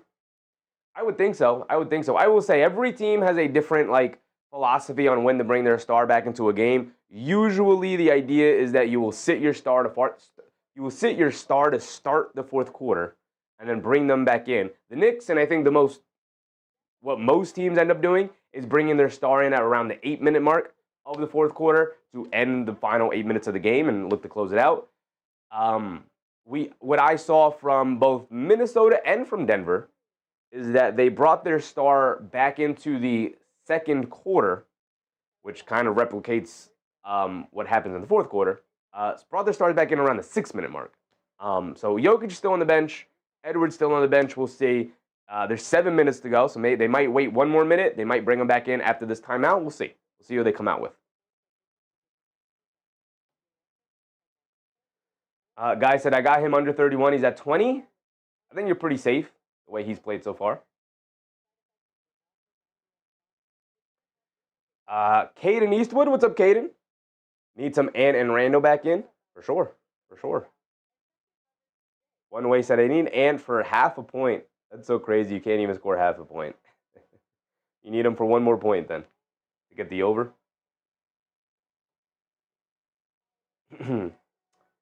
Jada Chavez.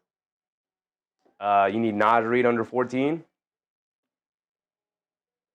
Q-Len, I've got Jaden under 14. So Jaden McDaniels with 12. You're going to be sweating that one out. Naj Reid is at 13. You're going to be sweating that one out. Newsbase said, didn't Donte yell at Tibbs on his revenge game in New York in the preseason game? No, he didn't yell at Tibbs. He was just talking trash, which is what happens in basketball, brother. Fred Katz wrote a really good article on Donte DiVincenzo and his relationship with the Knicks coaching staff, particularly after that game, and how it's like, yeah, brother, everybody's all friends. Just talking trash. All it is. That is a part of sports. Donte DiVincenzo absolutely adores Tom Thibodeau.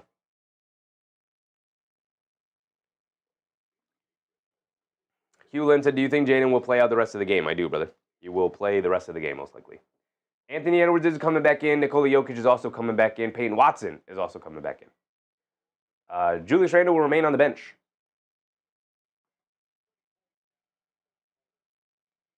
Jokic has it up top, hands off to Murray. Murray coming to his left to pull up left wing three. Jamal Murray knocks it down. Big time three. A backbreaker from Minnesota here. They're trying to mount this comeback. DiVincenzo bringing it down. Hands it off to Edwards. Edwards coming to his right. being guarded by Watson. They get it over to DiVincenzo, coming down the middle of the lane. They swing it out to McDaniels, attacking to his left. In the lane, pump fake, leans in, puts up the floater. Got it to go for McDaniels.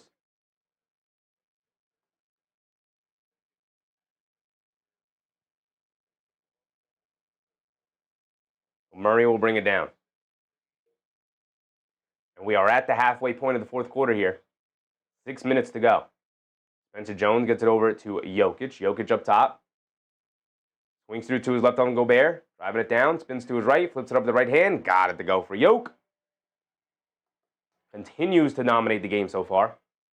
Here comes Jaden McDaniels. Hands it off to Edwards. Edwards gets it over to Gobert. Now back to Edwards. Edwards stops. Takes it over to DiVincenzo. Back to Edwards.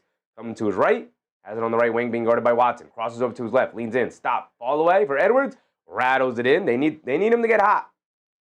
He finally made a jump shot after the first quarter. There's one there. Here comes Jamal Murray bringing it down, being guarded by Edwards. Murray has it up top. Denver very satisfied running slow half-court offense here. They want to wind down as much time as possible. Jokic has it up top, being guarded by Gobert. Swings through to his left, driving it down. Ball knocked out of his hands, knocked out of his hands again, and it's off of Jokic. Good defense from Minnesota there. They got to stop. Now you need to score. Down by 13 here.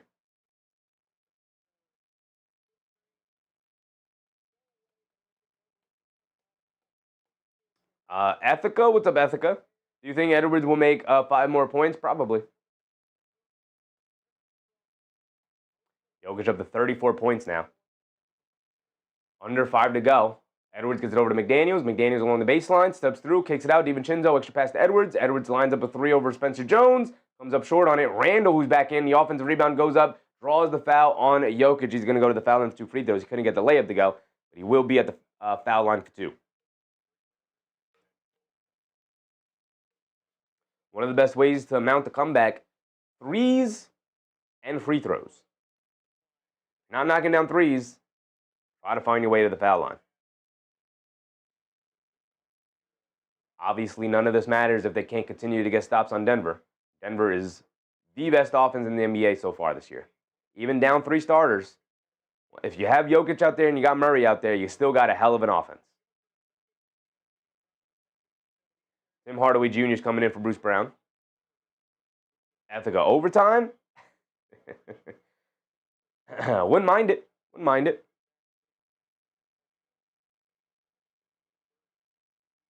Randall goes 2 for 2 from the foul line. 95 to 106, 11-point game.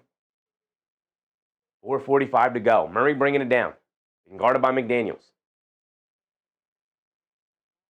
Murray gets it over to Jokic. Jokic up top, being guarded by Gobert. Good ball denied from DiVincenzo. Gets it back to Murray. Murray down the lane. Gets caught in the air. Kicks it out to Watson. Watson attacking to his left. Shovel pass inside to Jokic. Gets stripped by Randall. Good defense from Julius Randle. DiVincenzo bringing it down over to McDaniels. Extra pass to Randall. Randall to the basket. Easy layup. There you go. It's a single-digit game. Mounting this comeback from Minnesota. Here you go. Murray bringing it down. Murray has it up top to get over to Jokic in the post, being guarded by Gobert. Jokic high post. Winding down the clock. They show double team. Spins to his right. Stop. Step back. Settles for the midi fall away. Throws up an air ball. Edwards with the rebound. Hit ahead to McDaniels, and McDaniels attacking, bump Euro, flips it up with the right hand, got it to go. And it's a 7-point game and a timeout for the Denver Nuggets. There you go, Minnesota. 8-0 run, back to 7. Still got some work left to do, but this is a great start to mount the comeback. Defense leading the offense is exactly what you want to see. Jada said, do you think McDaniels and Reed are both going to get 1 bucket? Sure, they can. Joe said, I told you guys anything's possible. Anything's possible, brother. We just saw it to start the night. You might see the same thing to end the night. What an incredible bookend it would be.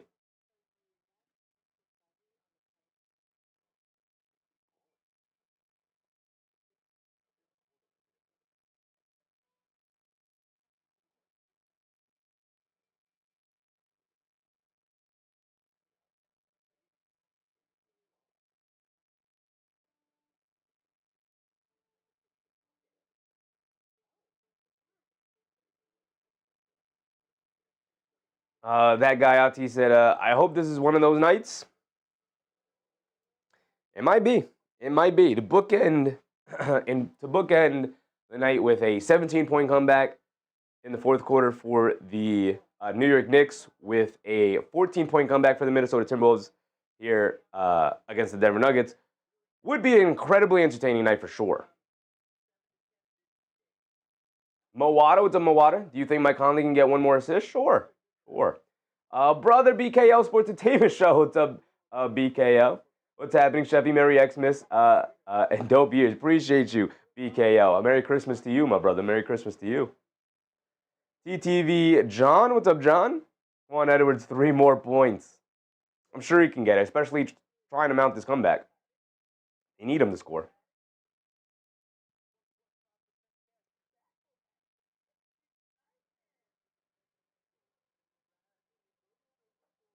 Joseph said, Knicks are the best fourth quarter comeback team in the NBA. They really might be. Definitely not an exaggeration. They really might be. Super JD, what's up, Super JD? Tay Too Famous, what's up, Tay? Do you think Murray can stay under 37.5 points, rebounds, and assists? He has 35 as of now. Sure he can. Super said, shout out from the Philippines. Shout out to you, Super from the Philippines.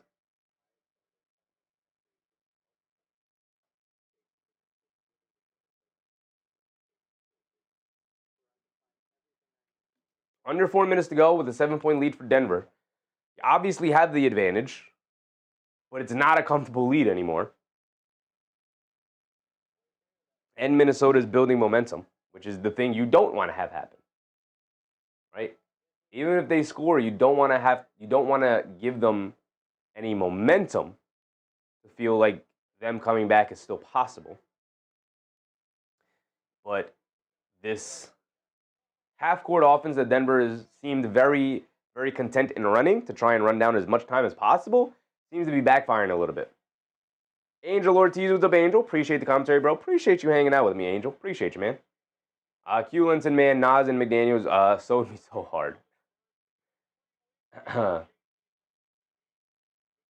Here we go. We're checking back in. Final 4 minutes of the game. Zach Rosas, what's up, Zach? I think Nuggets win by 10. Definitely possible.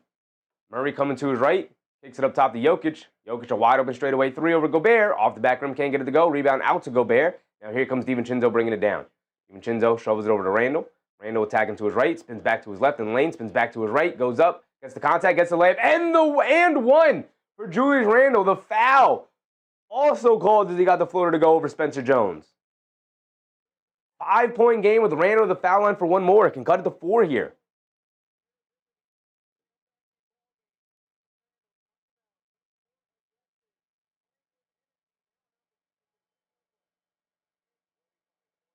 Randle's got to knock down the free throw. Got to continue to knock him down. Knocks down the free throw. Way to knock it down. Randle. It's a 4-point game. 11-0 run from Minnesota here. Murray bringing it down. Being guarded by Edwards. Coming to his right for Jokic screen. Now coming to his left off the Jokic screen. Pocket pass to Jokic. Gobert knocked the ball loose. Jokic picks it up. Jab step. Coming to his left. Step back midi. Got it to go for Jokic. And a timeout for Minnesota. The 3-minute mark. They had 3 timeouts, so they use this timeout now because if you don't use your timeout before the 2-minute mark, it goes away. You're only allowed 2 timeouts when your 2 minutes are below in the fourth quarter. So Minnesota with 3 timeouts uses the one here. Get a quick breather, talk about a couple of things before you go into the stretch run. It's a 6-point game with 3 minutes to go. Could go either way, y'all. It could go either way. Camilla said, last leg on my parlay. Wolves plus 11.5. Joseph said, there you go. Comebacks are real. They are real. They can happen. Can happen to the best of them. Jokic has to put his Superman cape on and pull this one out for his ball club.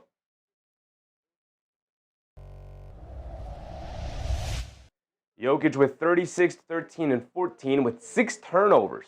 Minnesota's done a great job of turning him over tonight. They have not gone to Zeke Naji again. He's only played the 5 minutes in the first half. JB from 423. What's up, JB? Gobert needs a couple more rebounds. Should be some available. Final 3-minute stretch here. Randle with 30. Big-time game for Julius Randle, especially in the second half with a hampered Anthony Edwards.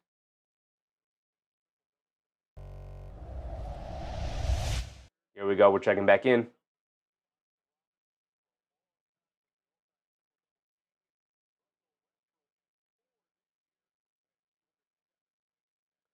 Get over to Randall. Randall has it in the high post. Randall kicks it out to Edwards. Edwards coming to his right. A pull-up three for Anthony Edwards. And he got one to go down. It's a three-point game. A one-possession game here. Under 3 to go. 14-2 run for Minnesota. Jokic has it on the right wing. Being guarded by Gobert. Hands it off to Murray. Murray coming to his right. Dancing with it. Coming to his left. McDaniels chasing. Kicks it out. Hardaway. Left wing three for him. Can't get it to go. Jokic, the offensive rebound, though. Pulls it all the way back out. Directing traffic. Has it up top. Trying to get it to Murray. He picks up his handle. And a foul. And Dante DiVincenzo getting way too aggressive, trying to deny Murray the ball. They're not in the bonus. It's side out of bounds.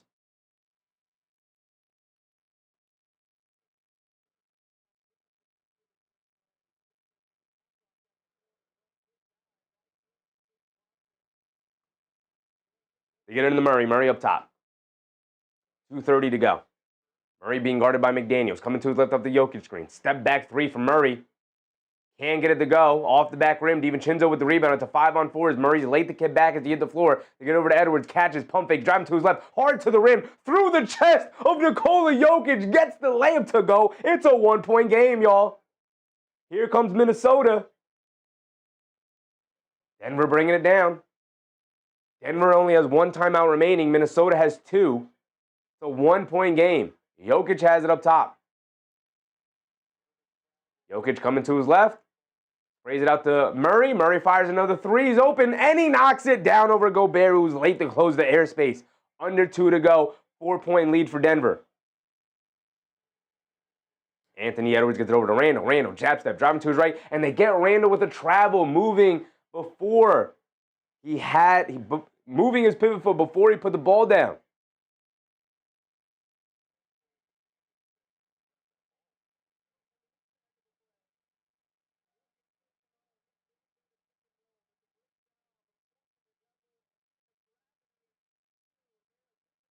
Jokic arguing with Scott Foster, and then he just walked away. He's like, I gotta calm down. Oh, Jokic is a funny dude. Denver bringing it down. Jokic has it up top, being guarded by McDaniels. Coming to his right off the Murray screen. Jokic saying to Payne Watson, get out of my way. Inside the Watson. Watson in the lane. Pulls it back out. Kicks out to Murray. Murray on the right wing, being guarded by Edwards. Pass fake. Coming to his right. Driving down along the baseline. Steve Nash dribble. Pulling all the way back out. Behind the three-point line. Over Gobert at the buzzer. Can't get it to go. In and out. Randall with the rebound. Here comes Edwards. Edwards bringing it down to a 4-point game. We're approaching a minute to go. Edwards got to make some magic happen. Step back. Crossover. Down the lane. Kicks it out to Jaden McDaniels. Can't get the finger roll layup to go. DiVincenzo battling for it, but they call a foul on DiVincenzo as he takes it away from Gobert with 1 minute to go. Denver's still not in the bonus. Now they're in the bonus, so every foul now should send them to the foul line for two.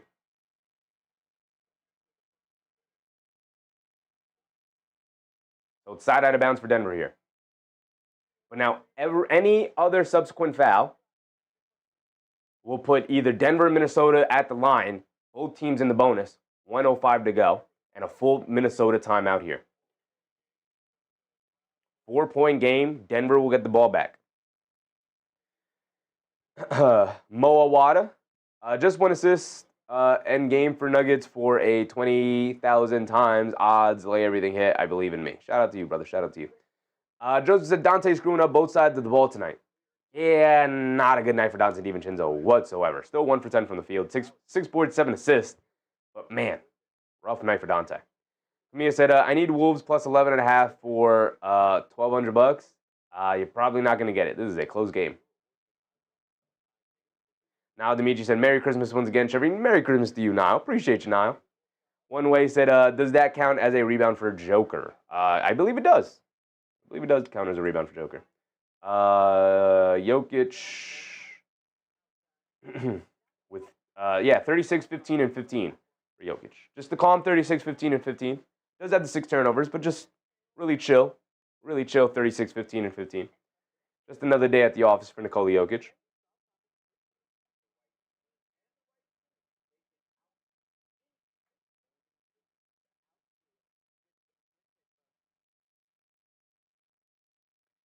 Kawada said 1 assist for Mike Conley. We got this. Come on. Kaden said 1 more Ant rebound and 1 more Randall assist. Possible. Did they use their challenge there?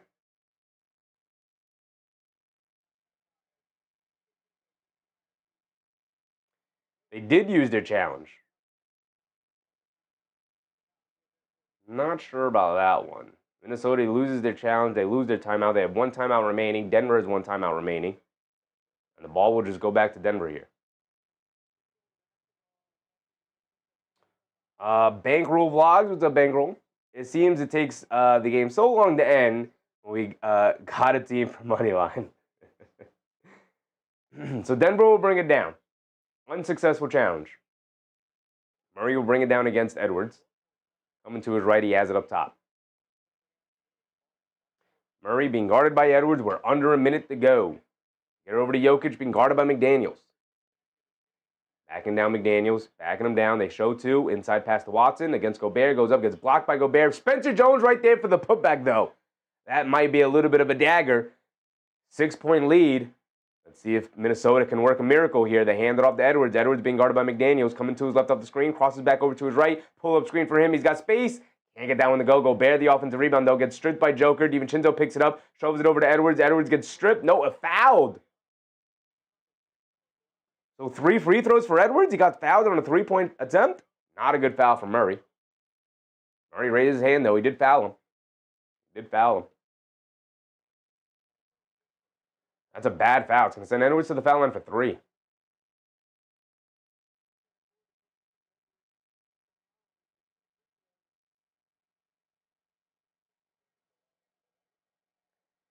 Edwards knocks down his first free throws. He's got 2 more coming.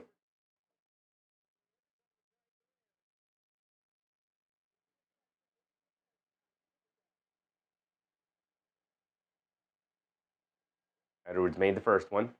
Makes the second one. Cut it back to a single possession game here. Get it to at least 3.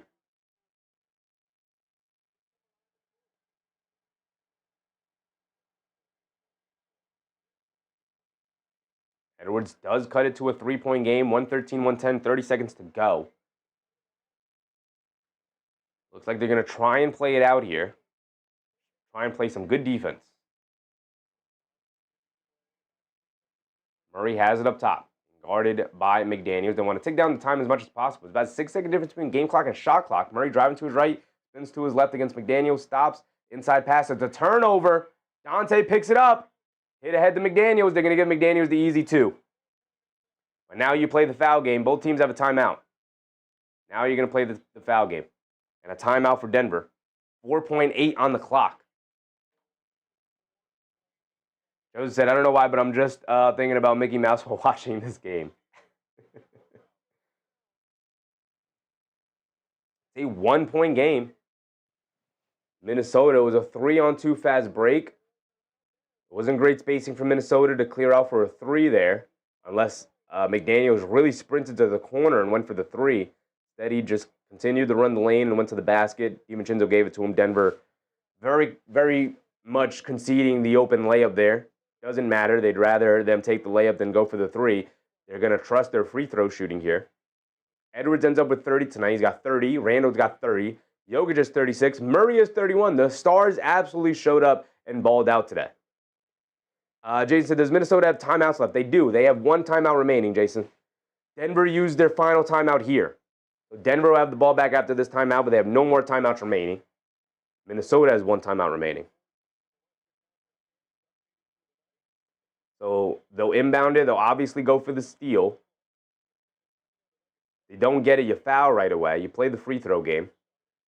You either grab the rebound if they miss, or if they make both, you still use the timeout. You move the ball into the front court, and then you'll have more than enough time to run a play to get an open 3. Overtime is definitely possible. Denver has the full court to play with here because they called the timeout, so they can throw it in the backcourt if they have to. Bruce Brown will inbound it. Pretty good passer. They have Payton Watson, Jokic, Murray, and Hardaway. They get it into Jokic, and he gets fouled on the inbounds. 3.6 on the clock now. Jokic will go to the foul line for 2. We've seen Jokic miss clutch free throws. This is not a foregone conclusion. As good as he is, we've seen him miss clutch free throws before. Shows that I would love overtime. I don't know if my voice would love it, but I might also enjoy overtime.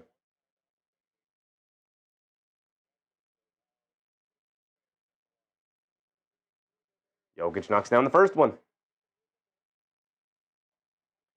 Gobert comes back in. Got another one coming. Make or miss, you gotta. If you're Minnesota, you have to get possession and call a timeout.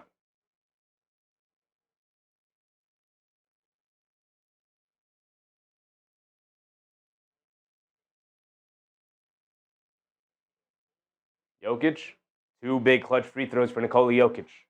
A 3-point game, Minnesota uses a timeout.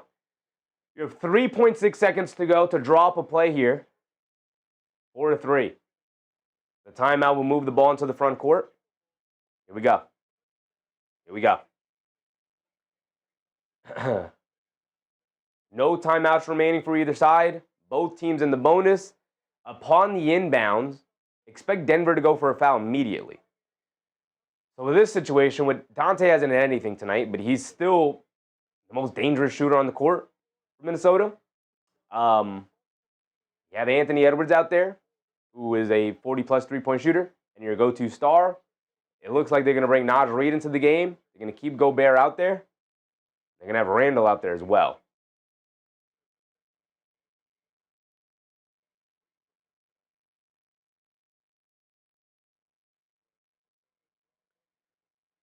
Here we go, checking back in. See when Minnesota's drawn up. Here we go.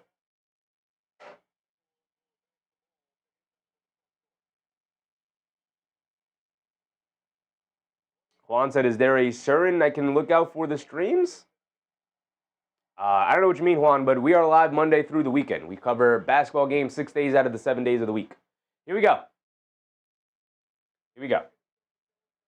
3.6 to go. Obviously, if you're Denver, when they inbound, you want to foul. You don't want to give them the opportunity to shoot the three. Got to be ready for that if you're Minnesota. They get inbounded. Edwards, fall away baseline. Oh, my goodness, Anthony Edwards.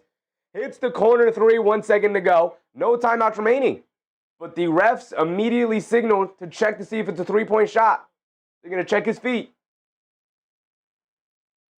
Anthony Edwards is going for that Clutch Player of the Year award. My goodness. My goodness. We might end up with overtime, y'all. Excellent execution. That's just a superstar making a superstar shot. Excellent defense from Jamal Murray. He's hanging all over him. We saw this the other night when Minnesota knocked off the Thunder. And he is behind that three-point line, it looks like, on the replay.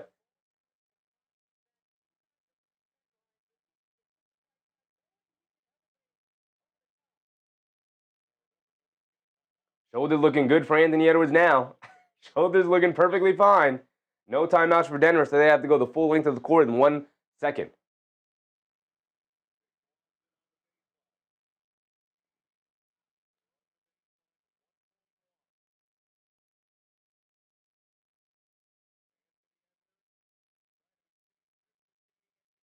Get into Jokic. Jokic, the three-quarters court heave. Hit the backboard, and we have 5 more minutes. Oh, my goodness. Guy Atlanta. What's up, Guy Atlanta? Appreciate you, brother. Appreciate you. Chris, let's go Wolves. Here we go. Here we go. Jonathan Rollin? What's up, John? What's up, John? Here we go. Here we go. Back to overtime. 5 more minutes up on the clock. Do I get to sleep? No, I do not. But we do get 5 more minutes of basketball here. Go ahead, throw 5 minutes up on the clock. Boom. Boom. There we go. There we go.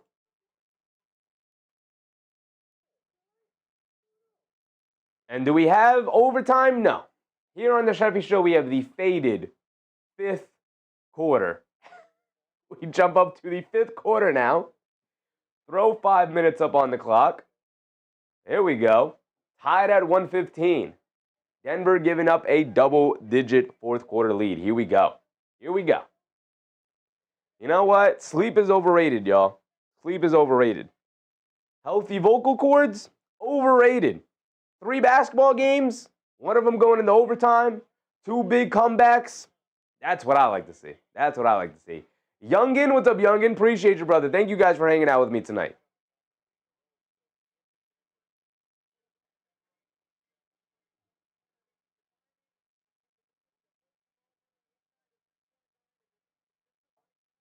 Creative Works channel said, love your outfit, man. Appreciate you, brother. Appreciate it. Check out the earlier streams for the full outfit. This is the casual wear. This is the 3rd game of the night, so I had to loosen it up a little bit. One way said, Merry Christmas. Merry Christmas to you. A very Merry Christmas to everybody in the chat. Here we go. Asan said, it's morning where I'm from. It is past midnight. It is 1 a.m. where I'm at. It is 1 a.m.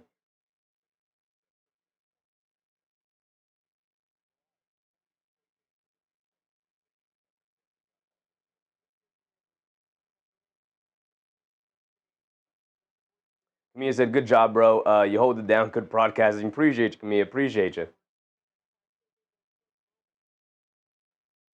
One way said, I need Joker 38 and 16. He's got what? 37, 15, and 15? I'm sure he'll get it. We need a Jokic 40 piece. Denver's definitely gonna need it. Definitely gonna need it. Here we go. Jump ball center court. Both teams with their starters out there.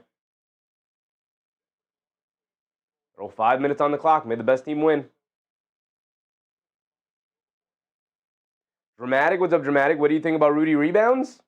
I'm sure he will grab a rebound or 2 here.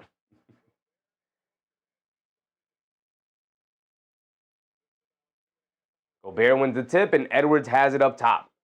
Start of the overtime period, the faded 5th quarter. Edwards has it up top, being guarded by Watson. Dancing with it. Driving to his left, leans in, mid-range fall-away jumper, banks it in. Anthony Edwards looked like he just needed to warm that shoulder up. Shoulder looking perfectly fine here in this 4th quarter and overtime. Murray has it up top.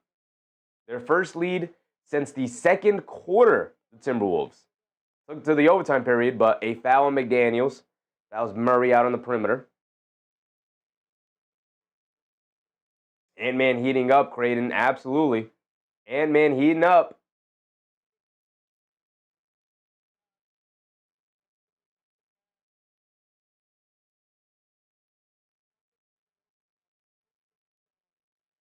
Jokic has it up top, hands it off to Murray. Murray coming to his left, down the lane, kicks it up top. Spencer Jones, a straightaway 3. He's open. Can't get it to go. Comes up short. Battle for the rebound. DiVincenzo keeps it away from Jokic, and Edwards able to grab it. Here comes Anthony Edwards, bringing it down to be picked up by Watson. Behind the back, coming to his right, blows right past him. Leans in, stop, goes up, layup. Can't get it to go, but he draws a foul, setting him to the foul line for 2 free throws. Edwards is active right now. He is sensing blood in the water. He is sensing blood in the water right now. He's to the foul line for 2.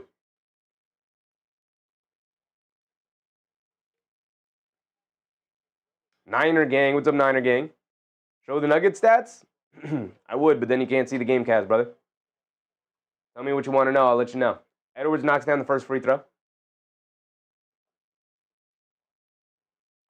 Jones with 12, Jokic with 38, 15, and 15. Hardaway with 16, Murray with 31 and 6, Payne Watson with 7 and 3.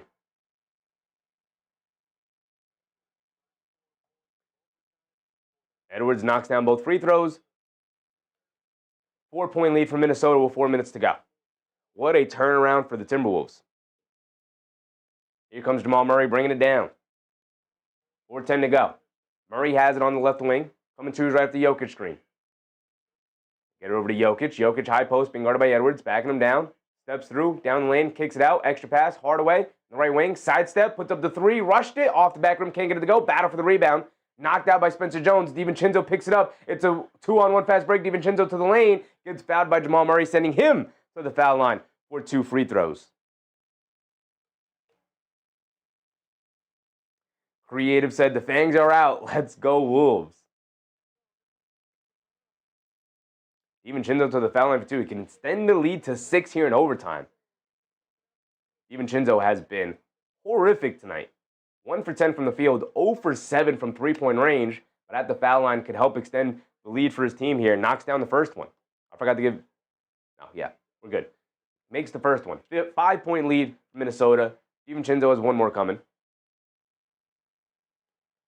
Creighton said, remember what I said about Denver blowing out the lead against us at home? You absolutely said that earlier, Creighton. Absolutely. Right on point. DiVincenzo knocks down both. Here comes Murray bringing it down the other way. Murray coming to his right, off a Jokic screen. Euro steps down the lane, reverse layup. Gets blocked by Gobert at the rim, but knocked out of bounds by Minnesota, so it'll stay here with Denver. Great rim protection from Gobert there.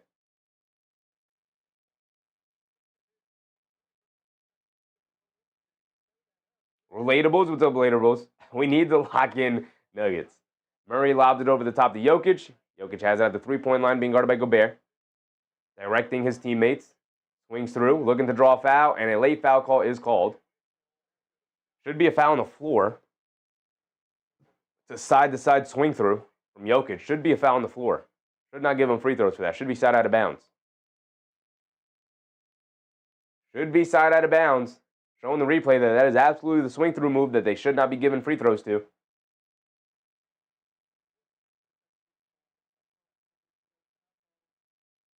Yeah, it is side out of bounds. Good.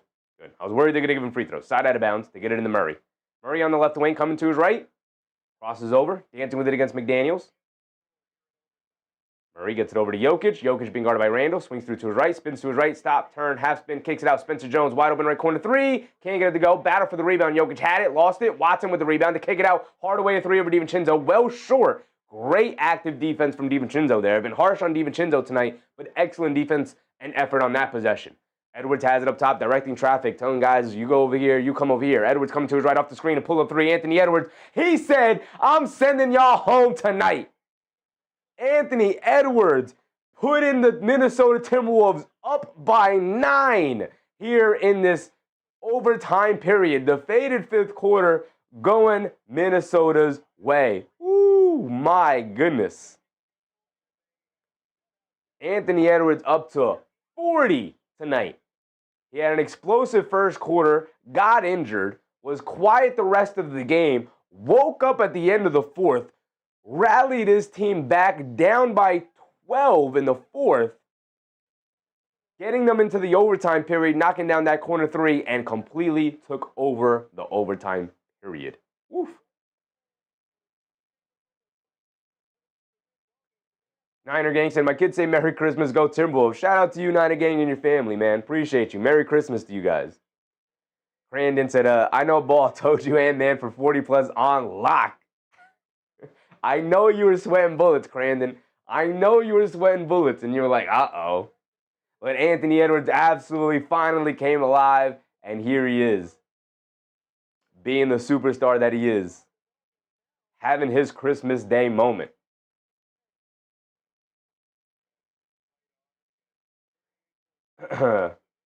Jason said Ant-Man taking over again. Yes, he is. He's coming for that Clutch Player of the Year award. I think right now he's the leader in the clubhouse for it. He's been phenomenal this year, closing out games.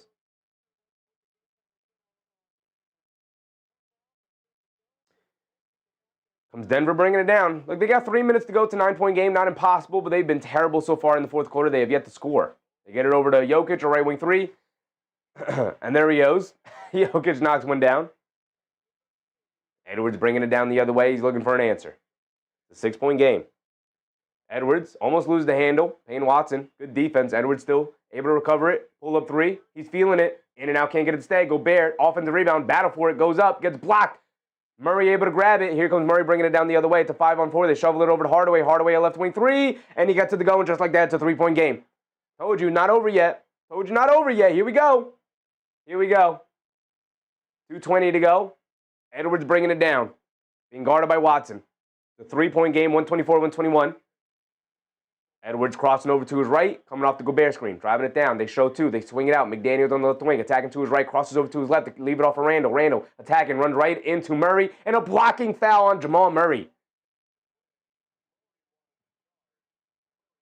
Tough call there. Tough call.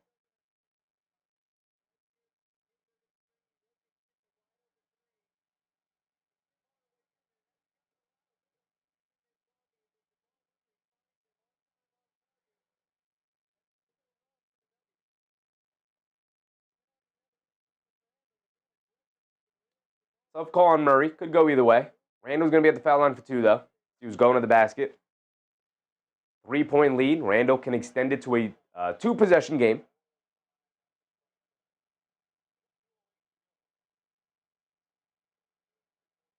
Brandon said, I think this is the game of the day. Sorry, Knicks fans. Still going to go with the Knicks. 3rd largest comeback on Christmas Day history. 17 fourth quarter comeback. Was it Minnesota? Minnesota, I think, was only down by 12. Randall knocks down the first free throw. He's got another one coming. I still got to give it to my Knicks Cavs game. Still think it was the better game. Both of these have been excellent, though. Can't go wrong with either one. Randall goes 2 for 2 from the foul line. Murray bringing it down. Picked up by Edwards. Murray gets it over to Jokic. Jokic wide open right wing 3. They're going to give it to him, and he's going to make him pay. 2-point game. 40-point game for Jokic. 40-point game for Edwards. The superstars are battling it out. 2 minutes to go. It's a 2-point game. Could go either way. Edwards has it up top, being guarded by Watson. Coming to his right. Pull up 3. Over.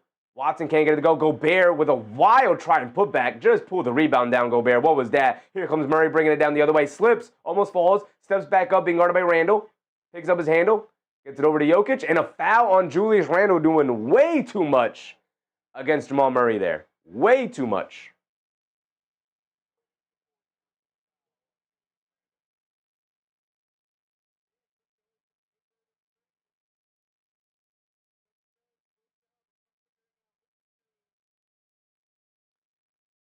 So they get it into Murray. Murray up top, being guarded by McDaniels.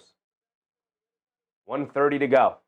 Murray coming to his right. They get it over to Jokic. Jokic up top, attacking to his right. Down the lane, stop, throws up the floater. Off the front of the rim, gets a friendly bounce, and we're tied at 126.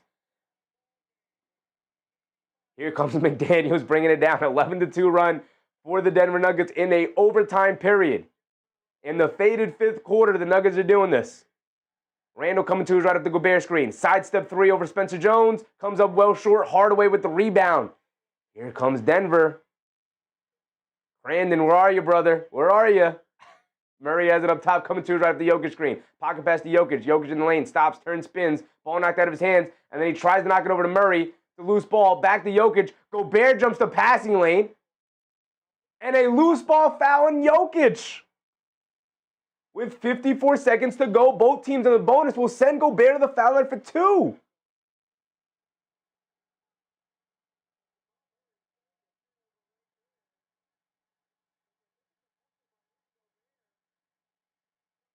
I don't think that's a loose ball foul at all. I don't know if that's a loose ball foul. That's incidental contact. That ball is in the air.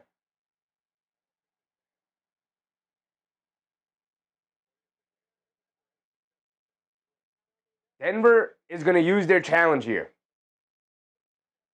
They're going to use their challenge here. It's a good use of the challenge. I was wondering if they had a challenge available, but commentators were not sure either. But they won a challenge earlier in the game. This is their second challenge. They had one available. They're using it here. And then Jamal Murray goes into the backcourt and see if Jamal Murray picks it up. He just kicks it, and they don't continue the replay. So even if Denver wins this challenge, I don't know if anybody has imminent possession. Ball's loose. Yeah, ball is loose. So it should be a jump ball if they win this challenge, which I think they should. I think that is just incidental contact. Ball is in the air on the pass attempt. I don't think Jokic grabs him. I think he's going to grab the ball. Gobert comes and knocks it loose. Their arms get tangled, but Jokic doesn't pull it. Gobert doesn't pull it. Their arms just get tangled. I think it's incidental contact. It should be a play on. Don't think that's a foul. Here we go. Here we go. 32 for Randall, 40 for Anthony Edwards, 18 for McDaniels, 46 for Jokic, 19 for Hardaway, 31 and 10 for Murray. 46, 15, and 15 for Jokic on Christmas Day here today. Although it is now 1:30 a.m. East Coast time. Manuel's at a second overtime? I'm hoping not, brother. I'm hoping not. Trying to get to bed. As great as this game has been, I'm trying to get to bed still.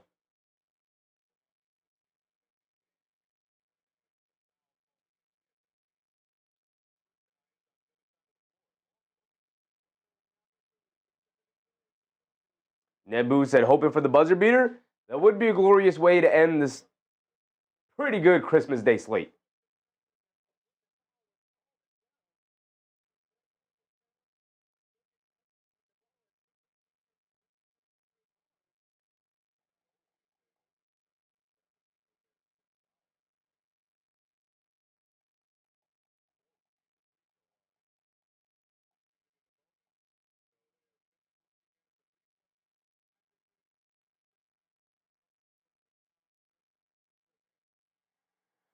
Whoa! I thought it was going to be incidental contact, no foul on anybody. Instead, it's a foul on Rudy Gobert. So instead of free throws for Rudy Gobert and the Timberwolves, it's now free throws for Jokic. As both teams are in the bonus here in the overtime. And that's also Rudy Gobert's 6th foul. He fouls out of the game. Wow. Wow. Huge, huge challenge there for Denver. I don't think that's a foul on Gobert either. He hits his arms. He does hit his arms. That is a foul on Gobert, actually. I just didn't even factor in the fact that it could be a foul on Gobert. It is a foul on Gobert. Wow. Brandon said that should have been a jump ball. Now he did smack him on the arms. Only way Gobert gets that pass out of Jokic's hands.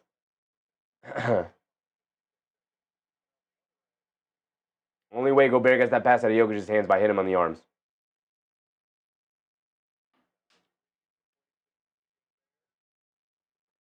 So now Jokic is at the foul line for 2 free throws. Knocks down the first one. Denver with the lead. 56 seconds to go.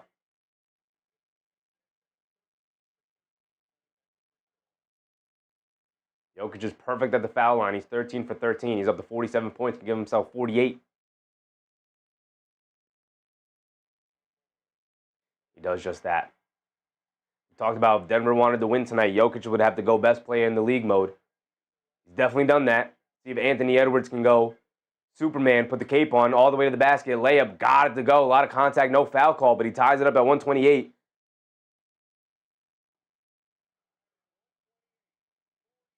$40 to go. Murray has it up top, being guarded by Edwards. Murray being guarded by McDaniels. Pull up 3 as they come off the Jokic screen. Jamal Murray trying to call game. Big time shot for Murray. 34 points, 10 assists for Jamal Murray. Minnesota uses their timeout here. 131-128. Joseph, what a game. What a game. What a game.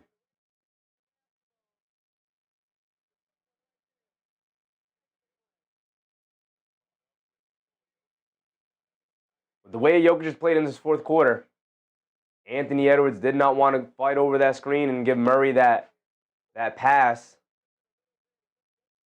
That's a late switch by Anthony Edwards. That's what happened. So McDaniels is guarding Jokic with Gobert out of the game now. They have McDaniels on Jokic. They have Edwards on Murray. And when they run that pick and roll, they're just freely switching it. Murray comes to the left off the Jokic screen. McDaniels is ready to switch it with Jokic. But Anthony Edwards has not stepped up far enough. And Jamal Murray has an open shot at 3. Late contest by Edwards, and Murray knocks it down. AB said this has to be a record? A record for what, AP? What's the record?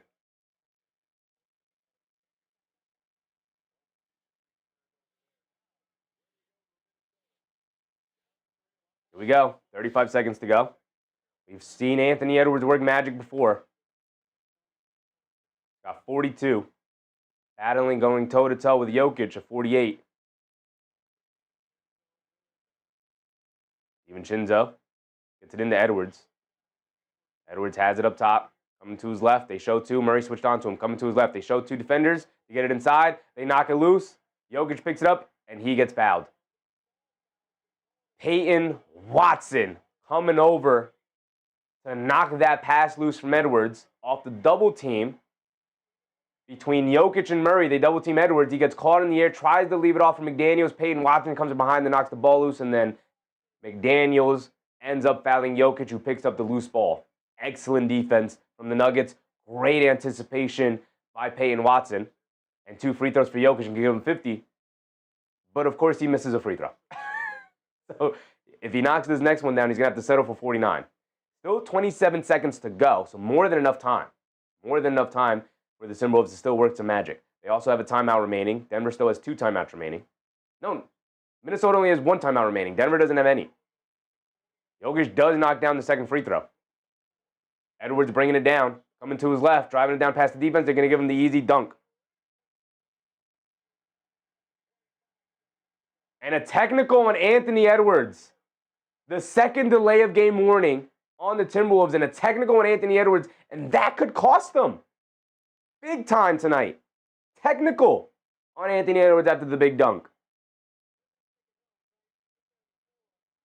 Anthony Edwards goes up, dunks it. Jokic tries to inbound it. Anthony Edwards just swipes at the ball. And so Jokic, after Edwards makes the dunk, Jokic grabs the ball to inbound it, and then as he's standing out of bounds, Anthony Edwards, who's coming back inbounds, swipes at the ball. Really dumb play by Anthony Edwards. Gives Jokic the 50-point ball. Gives him the 50 ball. 50 points for Jokic. 15, 15, and 15 for Nikola Jokic tonight. 16 rebounds, and 15 assists for Nikola Jokic tonight. I'm shortchanging him a rebound there. And now Denver gets the ball back. They're up by 3. All they got to do is get it in here with 33 seconds to go. They get it into Murray. They trap. They hit it at the Jokic. Jokic turns it over. And a late foul call on DiVincenzo. So 2 more free throws for Jokic. Don't love that foul call on DiVincenzo. See the replay? Is it egregious? Don't love that foul call at all on DiVincenzo. I think that is incidental contact. I think that's minimal. I think that's a play on. Jokic runs right into DiVincenzo, who has allowed that defensive space, in my opinion. And this game is over as Chris Finch picks up a technical. So that's 2 free throws for Jokic. That's a technical foul on Chris Finch. So Jamal Murray at the foul line for a free throw.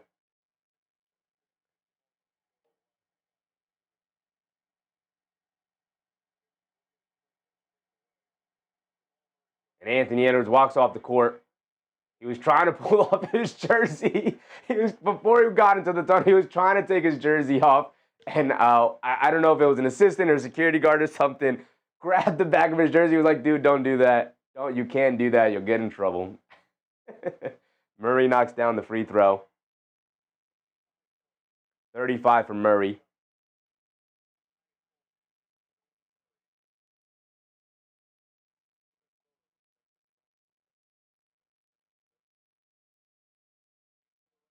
Two technicals, by the way. So it was another technical on Anthony Edwards arguing with the official. That's Murray, another free throw, misses the second technical free throw. So now Jokic to the foul line for 2 free throws. So Anthony Edwards, the reason why he was walking back to the locker room is he got kicked out of the game. His second technical. 2 technicals, you get kicked out. So Jokic already sitting with 50 points and a 4-point lead. Can just pad the stats here. Knocks down the next free throw. Got another one coming.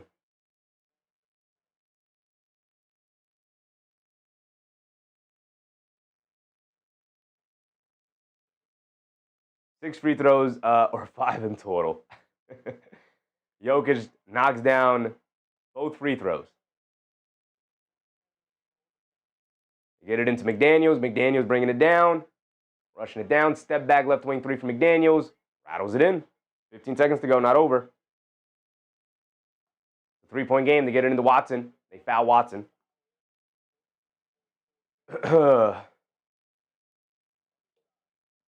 One way said Merry Xmas to you, to me. Absolutely. Merry Christmas to you, brother. Keenahar, what's up, Keenahar? The old 50-point triple-double. Stat line looks like some weird chimera of Wilt and Oscar Robertson. Beautifully said. You must be a poet, Keenahar. Beautifully said. My man Caden, where's my man Caden in the chat, brother? Where are you at, brother? How you feeling? After you feeling? Denver steals it right back from Minnesota. They stole it right back, Caden. They stole it right back. Watson knocks down. First free throw's got another one coming. It's a 4-point game. One should be over. Minnesota, they do have one timeout remaining. I wonder if they use it, but they'll rush it down, look for a 3. Watson goes 2 for 2 from the foul line. 5-point game now.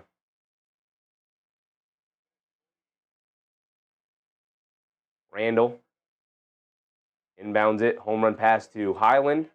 DiVincenzo grabs it, gets a layup. Kind of a great pass from Randall, I'm not going to lie. It's back to 3.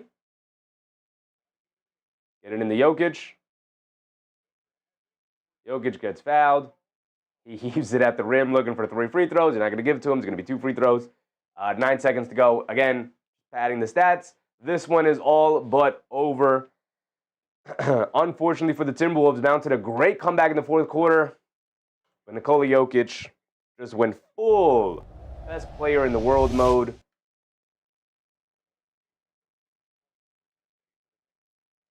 $52 points. 53 points he's going to end up with. He's going to knock down these free throws. Knocks down the first one. He's got another one coming. 19 for 20 from the foul line. My goodness, Jokic. My goodness. 54 points for Jokic. 54, 16, and 15. Just another day at the office for Nikola Jokic. Nothing too crazy. Nothing too crazy. Just wanted to give him 54, 16, and 15. No problem. Minnesota inbounds it. No, a timeout for Minnesota. All right, we're going to end it right there. This game is over. We're going to end it right there. Appreciate y'all for hanging out with us. My goodness, 21 free throws. Are you kidding me? Absolutely. Crazy night for Jokic. 21 free throws for him. Murray chipped in 35 and 10. Great game from him. Hardaway gave him 19. Spencer Jones with 12. Peyton Watson with 9. Bruce Brown off the bench with 7. They didn't have much of a bench to go to. And Jokic had to put the Superman cape on. He had to be the best player in the world, and he did that tonight, especially considering he had to outduel Anthony Edwards with 44 points tonight, 11 for 13 from the foul line for him, 5 for 14 from 3 after injuring his shoulder in the first quarter, came back with a vengeance in that fourth, got his team back into it, got it to an overtime period, extended to a 9-point lead in the overtime period, and then let their foot off the gas and allowed the Denver Nuggets to walk them down and take back this lead. How many points was scored in this overtime period? Hold on. 20 points for Minnesota, 25 points for Denver? Oh my goodness, I don't know if I've ever seen this amount of points scored in an overtime period. There's only 5 minutes. It scored 20 points and 25 points in 5 minutes of basketball? My goodness, the shot making, I know it's a lot of free throws as well in the overtime period, but my goodness. It should get us to the end here. You get it in the Highland. Highland draws a foul on a 3-point attempt.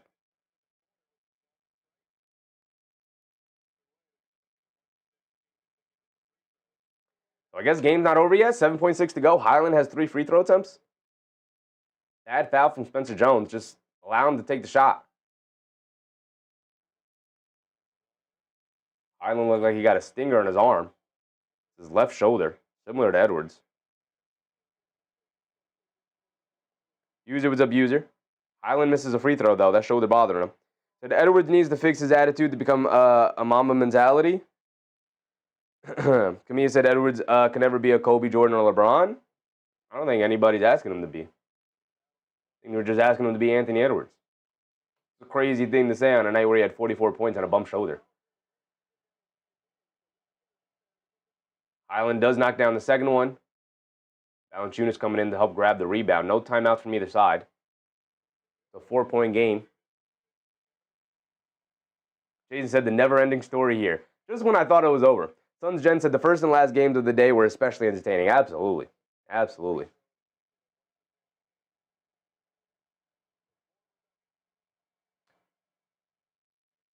Intentionally misses it. And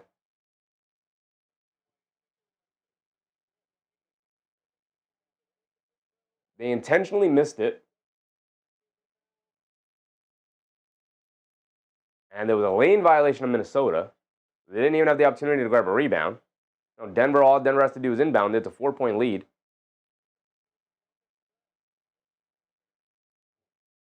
Trying to go for the steal. DiVincenzo fouls Jokic. 2 more free throws for Jokic. So this one's over. This one's over. 2 more free throws for Jokic. 7 seconds to go, and that's going to end it right there. Jokic is going to end up with something like 56 points tonight. My goodness. My goodness.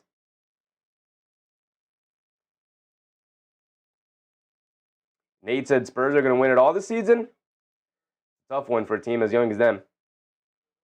Not impossible, but pretty unlikely. Manuel said, let me ask you this way. Who will be better, Jokic or Flag? Jokic. Possible for Flag, but let's not compare the up-and-coming rookie to literally a top 20 player all time. Let's not do that. Let's not do that. The likelihood of Flag doing that is very low. Not impossible, very low.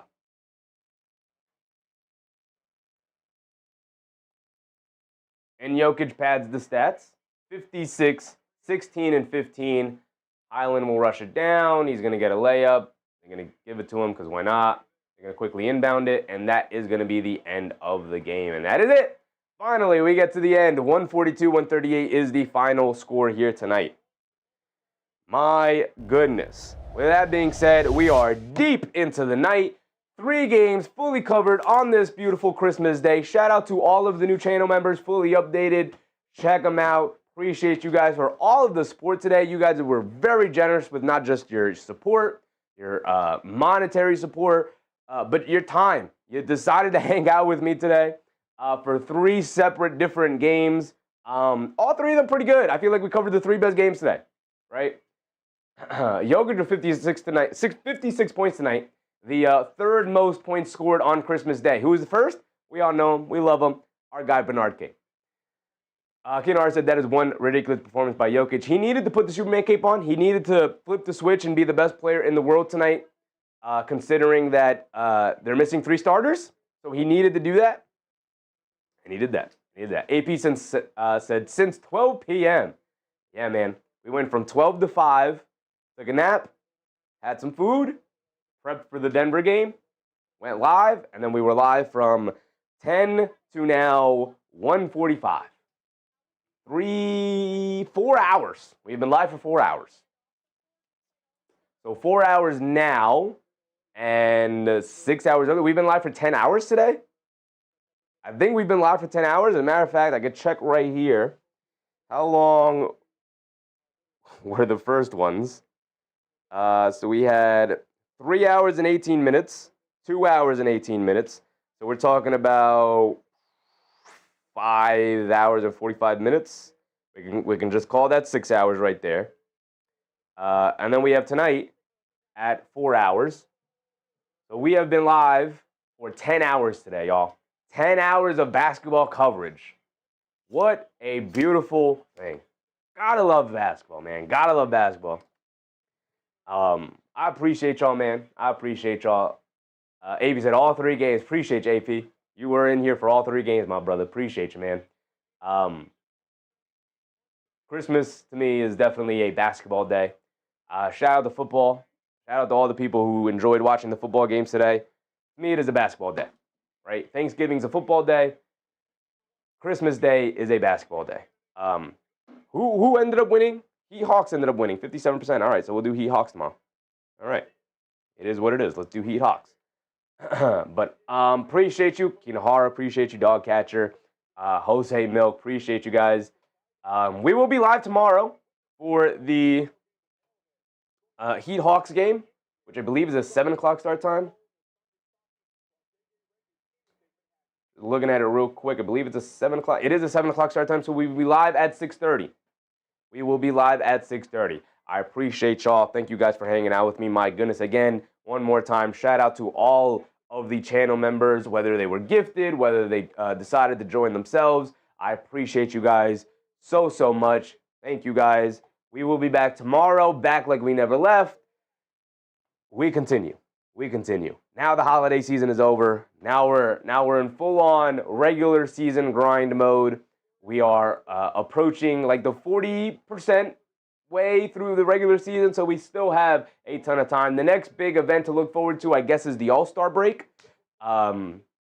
Is it the All-Star break first? No, I think the trade deadline is first, and then it's the All-Star break. So we have that to look forward to.